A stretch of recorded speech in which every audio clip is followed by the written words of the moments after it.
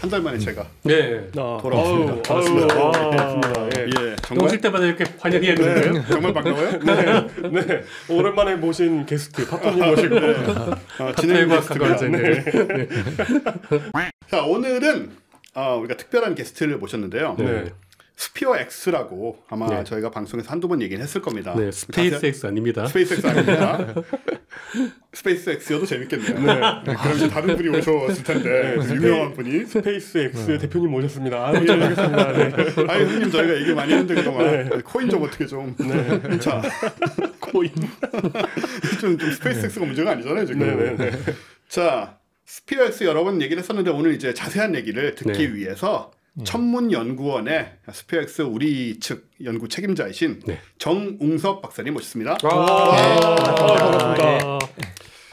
예, 초기부터 우리 팟캐스트를 들어오신 분은 정웅섭 박사님의 정체를 나중에 얘기하게 되면 굉장히 놀라실 텐데 K 박사님이 나중에 맡아서 하시는 걸로 하고요. 일단 오늘은 이제 천문 얘기니까 오프닝도 사실은 늘 하는 얘기지만 화성 얘기로 상관없는 마음의 고향. 예, 저의 마음에 우리 제 화성 2의 얘기는 생명체 발견되기 전에는 이제 더 이상 안 하기로 하지 않았나요? 아닙니다. 너무 오래 걸릴 것 같아서. 지금 화성 얘기가 쏟아지는데 어떻게 생명체가 뭐 수천 년 후에 발견될 수도 있고 발견 안 될 수도 있는데 일단은 지난번에 제가 이게 퍼시비어런스가 가서 그 암석 채취에 실패했다라고 얘기를 드렸는데 이후에 성공을 했습니다. 두 번이나 성공을 했고요. 전에는 뭐 그 작동을 했는데 채취가 안 됐다 뭐 이런 애매한 말을 하면서 실패했잖아요. 애매한 상황이었고 제가 그래서 화성인들이 막고 있는 것이 아니냐 혹은 뭐땅 밑에 초합금으로 된 실드가 있는 것이 아니냐라고 얘기했으나 어떻게 그 틈새를 찾았는지 구멍을 두 개를 뚫었어요. 그래가지고 시료를 확보를 했는데 일단은 9월 6일 날 몬트 테니에라는 이름을 붙였네요. 무슨 돌에다가 돌에다가 이름을 붙였는데 이게 멋있는 이름을 붙였습니다. 로봇팔을 이용해서 이제 암석의 구멍을 뚫고 분석에 나섰고요. 8일 날에도 또 두 번째 걸 채취를 해가지고 요거는 몬타그낙이라는 이름을 붙였는데 일단 6일 날 발견된 그 몬트 데니에 쪽에서는 염분을 발견을 했어요. 그러니까 바다가 있었지 않겠느냐. 그래요? 돌에 염분이 있으면 바다가 있었던 건가요? 뭐 대충 우리 지구상의 암염들이 있긴 한데 뭐 퇴적이 결국은 퇴적된 것도 이제 바닷물 때문에 물이 있어야 퇴적이 되니까. 그렇구나. 그렇죠. 그렇습니다. 이렇게 성공을 어쨌든 좀 하고 있고, 그래서 지하수가 흘러서 이제 암석의 미네랄을 변형시키거나 형성시킬 때 액체가 증발하고 염분을 남긴다던가 뭐 이런 여러 가지 방법인데 어쨌든 물하고 관련 있는 건 분명하고 지구에 있는 암염광산 같은 것도 예전에 바다였던 곳 아닌가요? 그렇겠죠. 뭐 아주 옛날에 뭐 소금이 그냥 대기 중에서 이렇게 쌓일 리는 없으니까 돌 사이에. 그게 그 동물들도 소금을 먹어야 된대요. 소금 먹죠. 그래서 코끼리들이 아프리카 어디 있는 코끼리들이 이제 그 코끼리들은 지식이 전해지잖아요. 대를 이어서. 그래서 코끼리들이 자주 가는 암염 광산이 있는데 코끼리들이 대를 이어서 상하로 이렇게 돌을 파가지고 소금을 찍어 먹어가지고 거대한 소금 광산이 생겼대요. 이 속에서 이제 생명을 찾아야 되는 건데 지금 뭐 그런 노력도 하려고 하겠죠. 근데 이렇게 나오지 않고 있다는 점이 아직은 안타깝지만 어쨌든 계속 느리지만 그린라이트는 계속 갑자기 레드라이트로 바뀌는 건 아니니까요. 그렇죠? 소금이 안 나왔다고 레드라이트가 된 건 아니지만 아인슈타인과 화성물의 공통점 반복해서 옳다는 게 증명되고 있죠. 반복해서 증명되고 있죠. 근데 우리가 할 수 있는 것이 그렇게 많지 않다는 점도 좀 비슷하고 그러니까 근데 어떻게 보면은 구멍까지 뚫었는데 발견이 안 됐다가 다닐 수도 있는데 구멍 뚫으면 뭐 지렁이라도 나와야 되는 거 아니에요? 그렇죠. 이렇게 안 나올 수가 있나. 그래서 우리가 가서 확인해야 된다. 이런 얘기를 계속 하고 있는 건데 그 관련돼서 이것도 역시 화성 오프닝인데요. 그 관련돼서 약간 비관적인 전망이 좀 나온 게 있어요. 그렇습니까? 화성의 그 맨드 미션, 휴먼 미션이 20-30년 후에나 가능할 것이다라는 이게 물론 한쪽의 전망이긴 하지만 괜찮은데요? 20-30년이면 아니 그런가요? 그랬나? 지금 한 5년 만에 가겠다 그러고 있는데 지금 그런 거 있잖아요. 뭐 여기저기서 관과 민이 합동으로 그런 얘기도 하고 있는데 그래서 이게 왜 어려운가? 우리 뭐 지금까지 들어온 어려움이 많지 않습니까? 8개월, 9개월을 가야 그렇죠. 되고 뭐 거기에서 뭐 식량부터 방사선이니 뭐 심리적인 문제에 이르기까지 그다음에 돌아오는 문제 여러 가지 골치 아픈 문제들 얘기를 했는데 이건 또 새로운 얘기더라고요. 뭐냐면은 Planetary Scientist at the Florida Space Institute라는 플로리다 스페이스 인스티튜트에 있는 박사님이에요. 필립 매처라는 박사님인데 이분이 말씀을 하시기를 왜 20-30년이 걸릴 것이냐. 화성의 먼지와 토양이 문제라고 합니다. 왜냐하면 지금은 이제 무인 탐사선을 내려보내고 있고 로버를 내려보내고 있어서 내려가는 게 한 1톤 수준이라고요. 착륙하는 게. 그래서 뭐 풍선도 달기도 하고 뭐 낙하산도 달기도 하고 이런저런 방식으로 내리는데 사람을 특히나 여럿을 태우면 이런 무게로 내려갈 수가 없잖아요. 그렇죠. 수십 톤 돼야죠. 무거워질 수밖에 없는 상황인데 착륙선이 식량도 싣고 그렇죠. 뭐 여러 가지로 가면 뭐 3일 만에 돌아올 것도 아니고 그렇죠. 다리야 가면은 뭐 3-4일 돌아온다쳐도 이건 8개월 가서 뭐 3일 있다 올 수는 없잖아요. 그렇죠. 뭐 이게 무슨 콜럼버스처럼 원주민들에게 뭐 식량을 바꿔오고 뭐 이런 소금은 구하겠지만 3일 만에 돌아올 수도 없어요. 지구가 멀어져 있어서. 돌아올 수 없죠. 네. 소금은 구해도 먹을 게 없지. 감자가 없지. 그렇죠. 이제 그래서 왜 이런 이 무게가 문제가 되냐면 지금 토양이 굉장히 먼지가 많고 굉장히 약한 토양인데 이제 이 정도로 큰 랜더를 내리려면 역추진도 세게 해야 되고 그렇죠. 여러 가지 이제 내릴 때에 그 땅에 가해지는 압박이 많다는 거예요. 그래서 일단은 먼지가 어마어마하게 생겨서 그 먼지가 지금과는 비교할 수 없을 정도로 심하게 나서 그 기계들이 끼어들어서 기계를 망가뜨릴 가능성을 하나를 얘기를 하고 계시고 또 하나는 뭐냐 하면 이 역추진 자체가 이제 약한 화성의 토양에 구멍을 뚫어가지고 착륙과 동시에 이제 구멍이 뚫린다는 거예요 밑에. 그럼 이제 그 꼴을 상상해 보시면 내려가면서 점점 땅에 닿아야 되는데 땅이 밑으로 내려가잖아요 동시에. 구멍이 계속 파지면서. 그러면서 이제 내려도 뭔가 밑이 평평하지 못한 상황에 굉장히 불안하게 내리고. 나오면은 기계들 먼지 다 껴가지고 고장나 있고 이제 오래 있어야 되니까 이런 것도 굉장히 치명적이고 돌아오는 건 말할 것도 없고요. 이렇게 되면 돌아올 때 이제 고장이 나서 돌아올 수 없는 상황. 만약 이걸로 다시 온다고 한다면. 그래서 이런 것들을 다 고려를 다 하지 않으면 지금 갔다가는 큰 낭패를 볼 수가 있기 때문에 이거를 지금 뭐 나사 쪽도 인식은 하고 있는데 아직은 지금 중요하게 생각을 못 하고 있대요. 왜냐하면 지금 뭐 그거 말고도 다른 문제가 많거든요. 지금 문제가 많기 때문에 하지만 그 문제들을 결국 풀어나가면서 이것도 답을 내지 못하면 다른 건 다 해결돼도 결국은 갈 수가 없게 된다. 사람을 데리고 가는 건 너무 위험해진다는 얘기라서 또 경고를 울리시는 이런 상황입니다. 그래서 이런 문제를 해결하려면 그래도 몇 번 가가지고 조사를 하고 그래야 되는데 왔다 갔다 할 수 있는 횟수 제한이나 이런 게 있기 때문에 거리 때문에 그렇죠. 그런 이런 것도 걸 감안하면 한 2-30년은 돼야 되지 않을까? 이런 이야기. 사람이 단 몇 명만 가도 벌써 이제 부담이 상당히 되는 돌아오는 문제도 있고 그런 상황이라서 이게 좀 걱정이 되는 그런 그림이고요. 2박 3일 캠핑만 가도 짐이 어마어마한데. 그러니까요. 끝나면 짐 다 빠지잖아요. 돌아오는 거 빨리 집에 오고 싶은 밖에 안 되잖아 사실. 그죠. 그런데 이제 저런 상태에서 저기에서 벌써 지쳐가지고 식량도 기계도 고장나고 막 그럼 정말 재난 영화 같은 상황이 되는 거니까. 그렇죠. 그게 정말 무서운 거죠. 그런 와중에 또 중국은 이 화성 뉴스가 진짜 많아요 요즘. 그 와중에 중국은 또 바로 며칠 전에 9월 15일 오늘인가요? 지금 녹음하고 있는 오늘인데 무슨 얘기를 했냐면 2045년까지 뭐 20-30년 후 얘기를 합니다만은 2045년까지 연간 10,000명을 화성에 수송할 수 있는 극초음속 우주선을 개발하겠다는 청사진을 내놨어요. 이게 그냥 나온 게 아니고 이제 홍콩 사우스 차이나 모닝 포스트에 베이징 대학교 우주공학부의 교수 시시 교수 연구팀이 이제 보도를 하면서 나온 건데 개발 관련된 로켓 관련된 뭐 25년 후니까 20-30년 맞네요. 그 와중에 좀 먼지 문제는 해결하겠죠 어떻게. 저 정도도 인간이고. 맞네요 2-30년. 우리가 지금까지 살아왔는데 뭐 저것도 해결 못하겠어요. 아니 그 어려움을 뚫고 화성까지 갔는데 먼지 때문에 착륙을 못하니까 뭐 무슨 헤파 필터를 쓰든지 뭘 하든지 하겠죠. 어쨌든 간에 이런 얘기도 하고 있어서 제가 보기에는 우리가 여하튼 살아있는 동안에 화성에 사람이 가고 심지어는 대규모로 가는 광경까지도 어쩌면 볼 수 있겠다. 우리 얼마나 살아있느냐의 좀 상황은 다를 수 있죠. 저 같은 경우에 이렇게 오래 못 살아있을 수 있다는 생각이 들어서 업로드 하셔야죠. 500년. 요즘 뭐 몸이 힘든 게 문제가 아니고 좀 살아야 되는데 살고 싶다 이런 생각이 자꾸 들어요.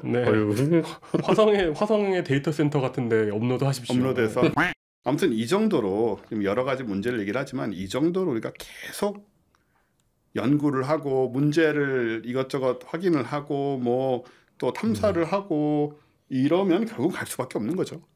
이런 식으로 네. 이런 식으로 이제 노력이 모아지고 관심이 계속 모아지고 있으니까 어려움이 생겨도 가긴 가겠죠. 자, 이렇게 화성과 관련된 저의 천문학 오늘 내용이기 때문에라고 말했지만 사실은 저의 순수한 사감이 늘 담겨 있는 사적 관심사, 사적 욕망, 화성에 넋이되리라. 죽어서라도 화성에 먼지로라도 가서 화성에 수많은 먼지에 섞여서 정말 저 올림푸스산 꼭대기까지도 날아가 보고 이런 꿈을 가진 저로서 화성 얘기를 드렸고요. 그리고 아마 이제 방송 나갈 때쯤에는 그 스페이스X의 4명이 타고 궤도를 돌고 있을 겁니다. 어디 우리 궤도를요? 지구 궤도를. 화성 궤도는 아니겠죠. 4명이 그 스타쉽이에요? 네, 스페이스X가 그 우주 관광을 본격적으로 해서 그 국제 우주 정거장보다 더 높은 궤도로 갑니다. 이거 좋다. 네, 더 높은 궤도로 가서 와중에 저 4명의 민간인이 타고 들르면 좋을 텐데 그건 아니고 그런 식으로 되는 건 아니죠.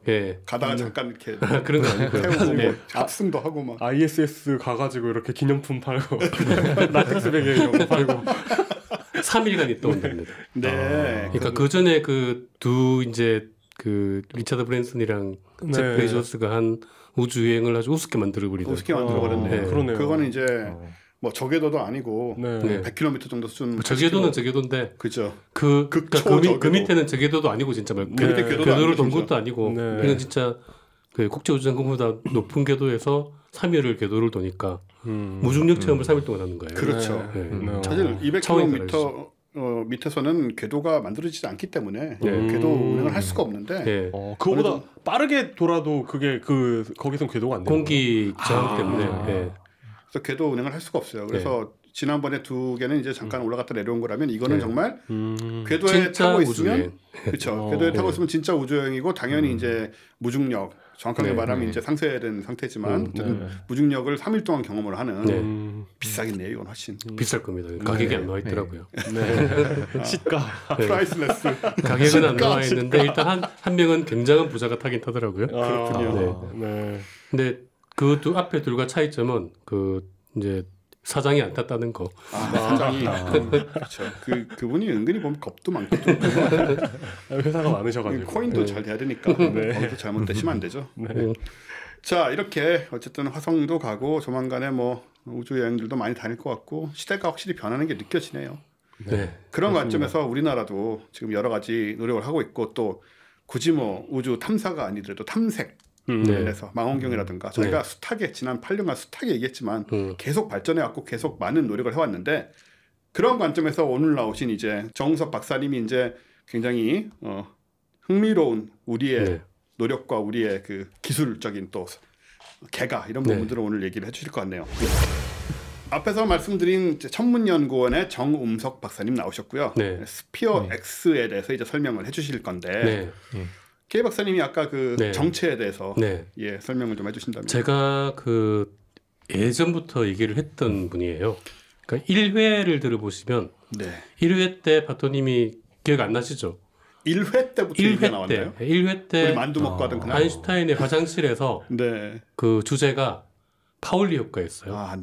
나와야죠. 파울리 효과라고 그 볼프강 파울리라는 물리학자가 있는데 이 사람이 철저한 이론 물리학자다 보니 실험실 근처만 가도 실험이 망가진다. 그렇죠. 기계가 고장나든지 그런 일들이 벌어진다. 심지어 뭐 기차를 타고 근처를 지나가고 있는데도 그런 일도까지 있었다라고 말이 있을 정도로 많은 사람들이 접근을 해서 실제 그 파울리를 소개하는 책에는 대부분 그 얘기가 나옵니다. 과학적으로 증명되기 좀 어려운 부분이긴 하죠. 그렇죠. 다 경험 증명되지 않는 경험에 제가 그때 그 얘기를 하면서 우리나라에도 그런 사람이 있다. 아마 다시 들어보시면 그때 제가 이 친구 이름이 서보로 끝나기 때문에 세비 효과라고 부른다고 우리나라에. 그 얘기가 한 2년에 한두 번은 꼭 나온 것 같아요. 꼭 나왔어요. 그리고 중간중간에 나왔습니다. 그 뭔가 이상한 일이 있을 때마다. 그 세비 효과의 주인공이 바로 그분입니다. 네. 진짜요? 네. 영광입니다. 여기 지금 녹음장들이 괜찮은데. 그래서 제가 그때 그랬잖아요. 그 몇 가지 에피소드 중에 그 아마 본인도 기억할 텐데 내가 무슨 얘기를 했냐면은 안 들어보셨죠 아직? 네, 못 들어봤어요. 그 제가 얘기를 했다는 얘기는 다른 사람들한테 많이 들었대요. 네. 그 천문대 그 서울대학교 천문대가 있는데 거기 연구실을 한때 이제 사용하고 있었거든요. 네. 근데 그 건축 공사를 하다가 전선을 잘못 건드려 가지고 전체가 전기가 다 나갔어요. 네네. 건물 전체가. 그런데 본인이 쓰고 있는 컴퓨터 라인만 전기가 살아 있어요. 어떻게 그럴 수가 있죠? 그런 일이 벌어진다니까요. 이거는 어떤 세비 효과로 본인은 보호하고 네, 본인은 주변만 괜찮아요. 파괴하는. 주변만 파괴하는. 네. 그 미스터리는 확인이 됐나요? 그래서 어떤 이유로 그렇게 됐는지? 모르죠. 그거는 뭐 야, 그 선만 어떻게 무사했던 거죠, 뭐. 야, 되게 과학으로 역시 얘기할 수 없는 지금 미스터리가 많이 제가 남아 그 있어요. 얘기를 했고 또 하나 또 재밌는 게 그 전문대 기억나시죠? 네, 기억날 거예요. 네, 그리고 또 하나가 제가 그 영국에 있을 때 그 겨울에 이제 유럽에서 회의가 있어가지고 한국 사람들이 많이 왔거든요. 오는데 이 친구도 이제 왔어요. 근데 그 해에 그 유럽 전체에 역사적인 폭설이 내렸습니다. 역사적인 폭설이 내려서 이 친구가 네덜란드 공항에 도착했는데 네. 이 친구가 내리자마자 공항이 폐쇄가 됐어요. 폭설로. 그런데 본인은 나왔어요.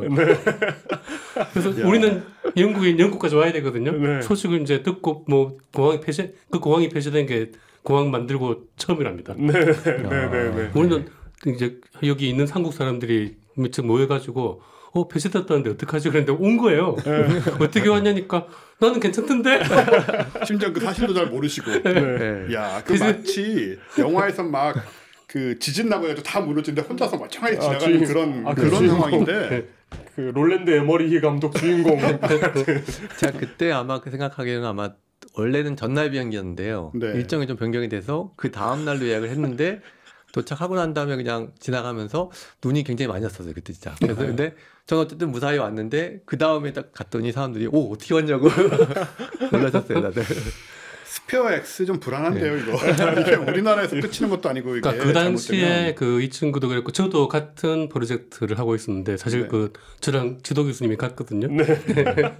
그래서 같은 프로젝트를 하고 있었는데 그 위성이 위험하지 않을까 발사를 해야 되는데 그 일본 위성이었어요. 근데 일본에 가서 일을 했거든요.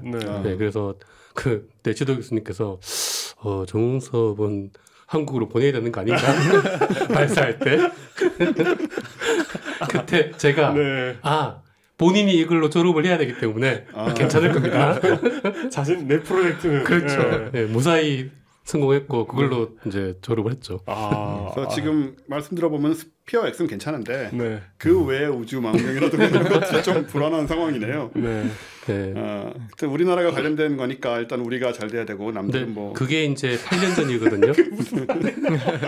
제가 그 얘기한 게 8년 전이잖아요. 첫 1회니까 그때의 그 정웅섭이라는 분하고 지금의 정웅섭 박사님은 아주 차원이 다른 분이었습니다.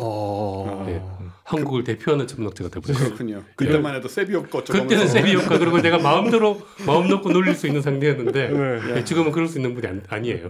그러게요. 그동안 우린 다 뭐 하고 있었을까? 이런 시시한 얘기 말고 빨리 그 얘기 듣고 싶은데요.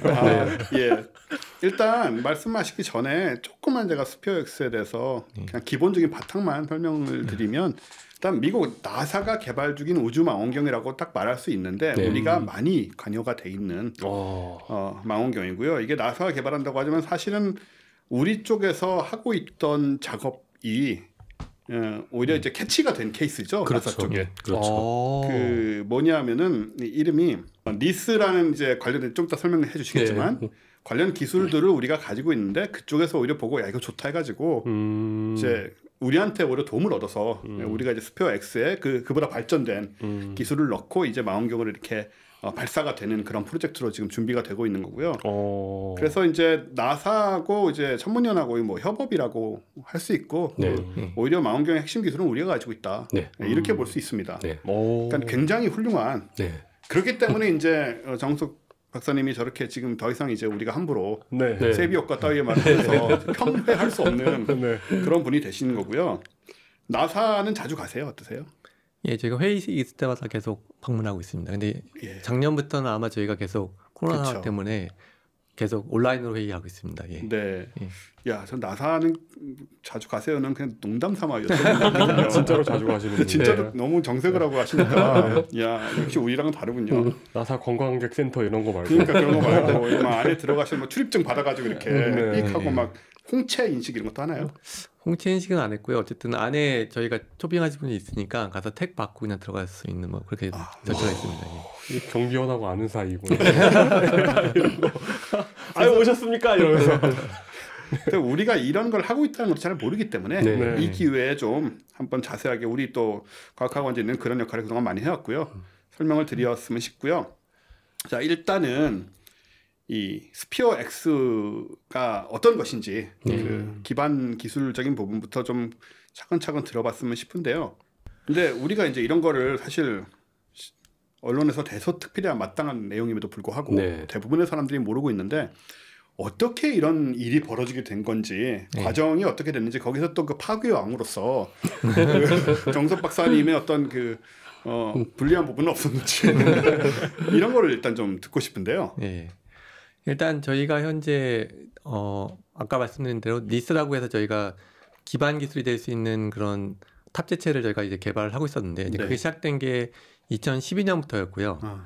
그다음에 아시다시피 이제 국내에서 뭔가 우주 관측 기술을 실험할 수 있는 그런 위성들은 이제 거의 없고요. 그래서 과학 위성으로 쓸 수 있는 것들이 이제 현재 개발하고 소형 위성 정도가 이제 저희가 쓸 수 있는 그런 플랫폼이라고 생각하시면 될 것 같습니다. 그래서 이제 저희가 그래서 차세대 소형 위성이라고 하는 1호에 들어가는 탑재체를 저희가 선정받아서 2012년부터 이제 개발했는데요. 그 당시에 저희가 생각했던 거는 그 영상하고 이제 분광을 이제 동시에 할 수 있는 기기가 있으면은 좀 더 다양한 사이언스를 할 수 있지 않을까라고 생각을 해서 그때 이제 그런 거를 좀 디자인했었고요. 그래서 그게 얼마만큼 어려운 기술인지 저희도 이제 그걸 개발하면서 굉장히 많이 이제 체감을 했고요. 근데 그러던 와중에 2014년도에 그래서 그 미국 나사 쪽에서 그러니까 나사 밑에 있는 칼텍이라고 하는 그 캘리포니아 공과대학에서 거기 계신 분이 마침 그 좀 더 넓은 큰 프로젝트 이제 그런 관측 개념을 도입하시려고 일단 생각을 하셨습니다. 그래서 이제 그 과정에서 예전에 저희가 예전에 그 일본에 있던 적외선망원경에서 같이 개발하셨던 그 교수님이 계신데 이제 그분이 소개를 해서 저희 쪽에 개발하는 거, 그 다음에 저희가 어떤 맨파워가 있고 어떤 기술들을 갖고 있는지 이런 거를 좀 소개해 주시면서 그때부터 이제 그러면 한국이 좀 들어와서 같이 일을 했으면 좋겠다라고 이제 제시를 해주셨습니다. 그 이제 정우수 박사님이 박사학위를 받으신 게 그 일본에서 개발한 그 망원경에 이제 우리나라가 같이 참여를 해서 우주 망원경, 그게 이제 아칼이라는 우주 망원경이거든요. 거기에서 그게 이제 일본이 주도를 하고 이제 유럽 쪽에서 영국 주로 하고 그리고 한국 그렇게 이제 같이 협업을 한 건데 거기서 주로 이제 거기서 그때는 소프트웨어를 주로 담당했죠. 저희는 그때 소프트웨어 그때 우리나라가 소프트웨어를 주로 담당했고 그 소프트웨어를 주도적으로 개발을 해서 그때부터 위성 프로젝트를 시작했고 계속 한우물을 파신 그걸 가지고 이제 그 NISS라는 이제 약간 소형의 기기를 개발을 했는데 그걸 알게 된 미국 그 이제 칼텍 그쪽에서 이걸 좀 키워보자라고 제안을 하게 된 거죠. 우리나라 과학위성에 그 장착할 그 특정 기계를 만들고 있었는데 그거 우리랑 할래? 우리 거에 실을래? 약간 이런 그렇게 된 거죠. 쪽에서 먼저. 그러니까 어쨌든 거기서도 이제 비슷한 관측 개념은 사실 있었는데요. 이거를 조금 더 이제 넓은 시야, 그러니까 넓은 시야를 보고 그 다음에 전 하늘을 다 그러니까 탐사하는 거요. 그거를 생각하는 건 어쨌든 그쪽에서 생각을 했었고요. 근데 이제 그런 관련 기술들이 이제 저희가 해봤기 때문에 그런 기술들이 좀 자기네 개발에 도움이 되지 않을까 해서 이제 참여를 이제 제안했었습니다. 지금 말씀하신 NISS 니스가 이제 근적외선 영상 분광기인데 이게 말씀하신 대로 이제 영상과 분광을 동시에 한다. 그러니까 근적외선 영상을 찍어서 그거를 그 자리에서 동시에 분광, 스펙트럼 분석까지 할 수 있는 그런 장비이겠죠? 예, 그렇습니다. 근데 요건 이제 처음 만든 건 작은 거였고 이걸 보고 말씀하신 대로 미국에서 나사에서 야 이거 우리가 좀 크게 만들어가지고 잘 만들어서 같이 넣으면 되겠다 이런 생각을 해서 좀 협업을 하게 된 것이고 네. 그 칼텍이랑 협업을 해서 나사에다가 제안을 한 건가요? 그렇죠. 그 예. 당시에 이제 어쨌든 그런 탐사 미션을 이제 제안하려면 이제 큰 미션에 제안을 해야 되는데요. 이제 그런 나사의 이제 큰 미션들은 아시다시피 대형 미션이라고 하면 현재 올해 말에 올라가는 JWST 제임스 웹 우주망원경 이런 그 정도는 큰 미션, 굉장히 큰 대형 미션이고요. 대형 그런 게 이제 구분이 한 1조 원 이상이면 이제 대형이라고 좀 분류가 되는 거고요. 그 다음에 이제는 뭐 중형, 그 다음에 소형 이렇게 나눠지는데요. 이제 처음엔 저희가 시도했던 게 이제 소형 미션으로 이제 제안을 했었습니다. 네. 그래서 그 당시가 이제 2014년부터 해서 협업을 해서 같이 이제 기획 연구를 이제 들어갔고요. 그래서 1차적으로 저희가 14년 말에 이제 제안서를 이제 나사에 제출했고요. 그래서 이제 소형 미션은 나사는 어쨌든 선정 단계가 굉장히 여러 단계인데요. 네. 처음에 그 제안서를 내면은 많은 데서 이제 제안을 하고요. 그다음에 그 제안서를 받아서 1차 심사를 해서 한 6개월 뒤에 이제 발표를 합니다.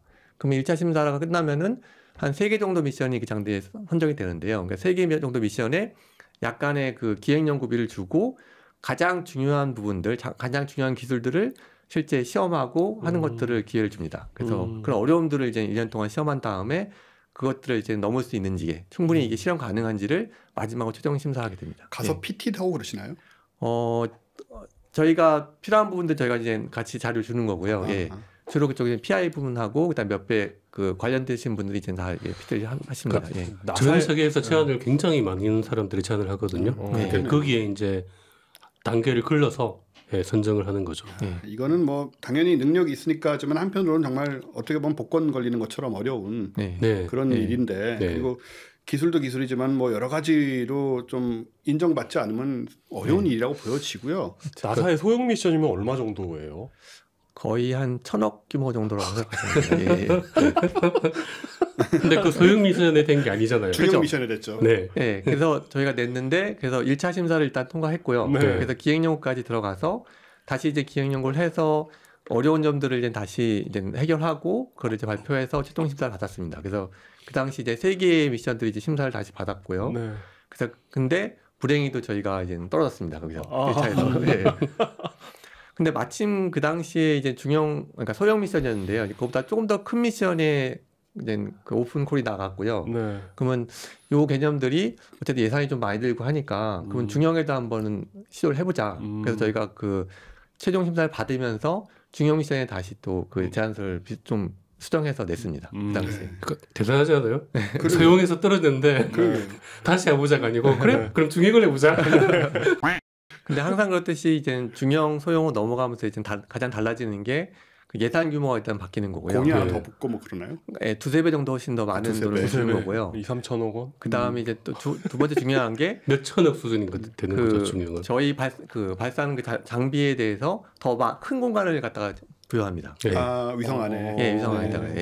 그래서 더 큰 발사체가 요구되는 거죠. 그렇군요. 그것도 다 이제 당연히 이제 발사체 자체도 다 돈이 많이 드는 일이고 그 공간이란 게 다 돈이니까. 그럼 중형 미션도 역시 1차부터 다시 시작이 된 거잖아요. 그렇죠. 그래서 저희가 내서 제안서를 냈는데 다행히 이제 그 다음에 다시 또 1차 심사를 통과해서요. 그때도 이제 3개가 남아서 3개가 다시 또 1년 동안 또 어려운 점들을 이제는 리뷰어들이 제시한 것들을 고치는 거죠. 이제 1차를 통과하고 나면은 그게 이제 제안이잖아요. 그러니까 심사하시는 분들이 쭉 보다가 좋게는 이제 아이디어나 이런 건 좋으니까 통과를 했겠죠. 근데 보기에 딱 어려워 보이는 문제들이 있어요. 이게 과연 될까? 이게 돼야지 성공을 할 건데. 그래서 이것도 이게 가능하다는 걸 보여라. 라고 하는 게 이제 2차 심사의 핵심인 거죠. 이게 입찰 해보신 분들은 이게 얼마나 말은 쉽지만 지금 저 2번의 과정이 얼마나 피말리고 힘들고 진짜 스트레스 받는 과정인지 상상하실 수 있을 텐데 우리 같은 경우도 예를 들어서 무슨 옛날에 전시 같은 거 한다고 이렇게 했는데 그것에 한 뭐 만배의 난이도를 자랑하는 그런 일이었는데 어쨌든 해냈다는 게 굉장하고요. 그래서 우리가 뭐 사실 뭐 파트너십 이상의 무게를 가지고 지금 스피어엑스는 참여를 하는 거라고 보여지는데 2차 그러면은 2차에서 3개 중에 마지막으로 된 건가요? 아니면 그래서 1차 심사를 통과하고 3개가 남은 중에서 다시 또 이제 2년 동안 스터디를 한 다음에 제안서를 수정한 다음에 이제 저희가 리뷰를 받습니다. 그래서 그 단계에서 이제 선정이 이제 되는 거죠. 네. 3개 중에 또 하나를 선정한 거죠. 그러니까 최종적으로는 하나만 선정이 되는 하나만 거죠. 선정이 되는 거죠. 예. 제가 궁금해서 여쭤보는데요. 그 떨어지신 분들, 특히 최종까지 왔다가 떨어지신 두 팀은 어떻게 되는 거예요? 그분들은? 그분들이 이제 조금 더 수정을 하셔서 이제 보완해서 이제 다음 차는데 다시 신청하실 수도 있고요. 근데 이거는 지금 이거 자체는 이런 기술 자체는 지금 이미 하는 거잖아요. 가져버린 거잖아요. 그럼 다른 걸로 바꿔야 되잖아요. 그분들은 또. 근데 거기서 제한 같은 것들이요 대부분 다 이제 같은 기술들을 제한하지는 않고요. 예를 들면 저희가 이제 적외선이면은 딴 쪽에서 뭐 엑스레이라든가 뭐 이렇게 다양한 파트에서 똑같은 걸 제한하는 경우는 거의 없습니다. 그렇겠죠. 그래서 최종적으로 저희가 선정된 게 그래서 2019년 2월달에 이제 최종 발표가 2년 나서 반 정도. 그때 선정이 돼서 2019년 2월이니까 사실 그때 대서특필이 돼야 되거든요. 진짜 말이에요. 이게 사실은 굉장히 큰 사건이에요. 우리가 팟캐에서 얘기를 하긴 했죠 간단하게. 근데 그 외에는 나사에서 중형 망원경을 선정하는데 우리나라가 사실상 주도하는 프로젝트가 선정이 됐다는 건 엄청난 사건인데 그때 하필 코로나 때문에 코로나가 그럼에도 불구하고 이렇게 이런 과학 관련된 기사에 좀 우리 언론들이 해외에서 해외 대서특필한 건 잘 갖고 오는데 오히려 국내 개가들을 외신보다도 제대로 안 다루는 경향이 있어서 아마 저희 팟캐스트나 특별히 이쪽에 관심 가지신 분들 아니면 거의 못 들어보셨을 거라는 생각이 들어요. 그런 현상에 대해서 어떤 분노를 느끼시나요? 아니면 파괴함으로써 내가 근데 상대적으로 뭐 과학에도 이제 여러 가지 이제 파트가 있는데요. 천문학에서도 그러니까 아시다시피 아까 말씀하신 행성 탐사라든가 뭐 화성 이런 쪽은 좀 더 사람들이 와닿고 이렇게 쉽잖아요. 그래서 상대적으로 좀 많이 이렇게 언론에 노출되는 건 많은 건 사실인 것 같습니다. 네. 근데 그 나사에서 그러면 이제 그 제작하는 비용 같은 게 오는 거잖아요. 뭐 계좌로 꽂히나요? 아니요, 그렇지 않습니다. 그러니까 개인 계좌로 개인 계좌로. 제가 초기 단계 지금 미션을 디자인할 때요, 이제 그 단계에서 저희가 이거를 어떻게 역할 분담을 해서 참여할지를 저희가 결정합니다. 그래서 이쪽은 누가 분담하고 이쪽은 누가 분담하고 이런 식의 개념을 해서 저희가 돈을 따로 받는 건 아니고요. 저희가 해야 될 역할들을 완수하면 이제 그걸로 되는 겁니다. 그러니까 이게 뭐 상업적인 활동이 아니기 때문에 우리가 참여를 해서 같이 프로젝트를 하는 것이지 우리가 뭐 돈을 받고 그렇죠. 그거를 뭐 그 대가로 뭐 영수증 처리하면서 이렇게 창피하는 건 아니다. 그러니까 이게 이제 시야가 거기에 머물려 있으면 이런 그 우아한 세계에 대해서 우리가 잘 모르니까. 그러니까 나사의 그 선정 과정을 거쳐서 선정이 된 거는 우리나라에서는 처음이기 때문에 그러니까 그 과정을 처음으로 이제 다 그치신 거고요. 앞으로 우리가 또 한다면 이제 해봤기 때문에 또 해볼 수 있는 거죠 이제. 지금 뭐 아르테미스라든가 여러 가지 그런 것들이 있는데 결국은 민간 참여도 하게 될 것 같고 그런 과정에서 또 비슷한 경험들을 하게 되겠네요. 그렇습니다. 그래서 저희가 어쨌든 시작된 게 2014년경부터 기획 연구를 시작했으니까요. 최종 선정이 2019년이니까 한번 떨어지고 다시 돌고 이 사이클이 계속 반복되면서 한 5년 이상이 걸린 거죠. 그럼 박사님은 그 5년 동안 계속 이것만 붙잡고 저희는 계속 같은 것만 계속 아직도 안 됐으면은 그냥 제가 계속 구박해도 되는데 그리고 진짜 그걸 가지고 우리는 그런 걸로 놀림감 삼고 아니 그걸 놀리는 게 아니라 제가 이제 이만큼 그 한국을 대표하는 전문학자까지는 안 됐다고 내가 우길 수 있는데 이제 선정이 돼버려서 어쨌든 뭐 잘된 일이고요. 선정된 거는. 근데 보면 이제 옛날에 그 니스에 비해서 사실 비슷한데 좀 더 크고 훨씬 더 크고 발전된 뭐 그런 방향인 거죠. 크다는 개념은 이제는 이제 단순히 이제 크기만 생각하시면요. 이제 니스는 이제 주경, 그러니까 망원경에 있는 그 주경이 한 15cm 정도는 되는 망원경이고요. 그 다음에 한 뼘이 안 되네요. 스피엑스는 주경이 이렇게 생각보다 크지 않습니다. 20cm밖에 안 됩니다. 그러니까 한 뼘이 되네요. 뭐 허블 같은 거에 비하면 훨씬 적은 거긴 한데 훨씬 작습니다. 근데 두 개의 개념은 이제 전혀 다른 개념이고요. 그러니까 우주를 이제 탐사하는 개념들은 크게 이제 두 가지로 보시면 이걸 얼마큼 넓게를 볼 수 있느냐, 넓게 관측하느냐 이 개념하고 이제 두 번째는 얼마만큼 더 우리가 깊게 관측할 수 있느냐 이런 개념인데요. 아까 말씀드린 허블이라든가 제임스 웹 같은 거는 그거로 가장 깊게 얼마만큼 더 어두운 것들을 관측할 수 있냐 이런 거에 이제 초점을 둔 이제 망원경이라고 치면요. 저희가 현재 개발한 뭐 니스라든가 그다음에 스피엑스 같은 경우는 훨씬 더 넓게 넓으면서 이제 다양한 정보를 줄 수 있는 이제 그런 망원경이라고 생각하시면 되겠습니다. 그러니까 우리가 넓은 우주 사진 같은 거는 이제 예를 들어서 우주 배경 복사 그림 대표적으로 뭐 그런 거라든가. 그렇습니다. 그 좁은 우주는 사실 굉장히 커 보이지만 그 허블에서 찍은 그 심우주 사진들 있잖아요. 그런 건 아주 좁은 영역을 깊이 보는 거고. 은하가 많이 보여서 엄청 넓을 것 같지만 그렇지 않고 그런 건데. 영역이죠. 그렇죠. 이거는 이제 넓은 쪽으로 근적외선을 통해서 본다. 넓다는 개념이 이제는 말 그대로 전천 하늘을 다 커버하는 겁니다. 우주를 다 커버를 한다. 니스 같은 경우는 제가 앞에 봤더니 그렇게 다 탐사하는 건 아니었던 것 같은데. 네, 그렇습니다. 스페이스로 가면서는 우주 전체 다 본다. 어마어마한 프로젝트라고 보여지는데 그러면 저희가 이제 아무래도 뭐 이런 얘기만 하고 끝낼 수는 없으니까 기술적인 것 좀 이해를 언제 해보니까. 발사되나요, 근데 참? 2024년경에 발사. 24년이면 얼마 안 남았네요. 예, 그렇습니다. 불과 3년 후에. 근데 제작은 시작이 된 건가요? 그래서 보통 그 스페이스 미션도 이제 페이즈라고 해서 단계별 이렇게 심사를 하게 되는데요. 아까 말씀드린 저희가 기획 연구 단계, 그러니까 선정되기 전까지를 보통 이제 페이즈 A라고 보통 부르고요. 일단 선정된 다음부터 시작되는 게 이제 페이즈 B. 그때부터 실제 예비 설계 단계라고 보시면 됩니다. 그래서 페이즈 B 동안에 이제 디자인을 이제 충분히 한 다음에 이제 그 심사를 이제 통과하면은 그 다음부터 이제 페이지 C가 이제 제작 단계라고 생각하시면 됩니다. 그러니까 최종 선적이 된다고 또 무조건 제작에 들어가는 게 아니에요. 또 심사를 해요. 그렇구나. 거기서 떨어질 수도 있나요? 그렇습니다. 떨어진 경우도 있어요. 끝난 게 아니네요 지금. 그렇구나. 근데 이제 그것도 통과를 한 거죠 이제. 그렇죠. 그럼 이제 제작만 이제 제작이 들어간 그러니까 제작이 들어갔다라는 게 되어야 진짜로 이제 만들어지는 문화가 되는 거예요. 그렇네요. 그래서 작년 말에 저희가 이제 디자인을 이제 충분히 해서 검토를 받고 심사를 받았고요. 그래서 작년 말에 그 디자인 심사를 끝내서 통과를 해서 이제 올 초부터 이제 제작 단계에 돌입했습니다. 현재 가는 겁니다. 위성체를 만들고 계신. 각각 이제 컴포넌트들이 이제 만들어지기 시작하는 거죠. 별로 필요는 없는데 진짜 궁금한 거 여쭤봐도 돼요? 안 된다 그러고 싶어요. 근데 이렇게 무슨 큰 예산 들어간 큰 건물 같은 거 지을 때 이제 지자체장 같은 분 오셔가지고 삽질 이렇게 삽뜨잖아요. 아직도 그러나? 큰 배 같은 거 만들 때 뭐 이렇게 높은 분 오셔가지고 강제 절단식 이런 거 하잖아요. 근데 이런 기기도 되게 큰 프로젝트인데 뭐 그런 행사할 때 어떤 걸 해야 돼요? 뭐 저희가 따로 그런 행사는 하지 않아요. 정말 상상을 초월하게 불필요한 일입니다. 그렇구나. 근데 연구소 내에서 아무튼 선정됐을 때 이제 축하한다고 이렇게 축하를 많이 해주셨습니다. 그래서 따로 이렇게 축하연을 열었습니다. 술 한잔 하셔야 되니까. 삽을 떠야 되는데. 그래 행사 가기 이렇게.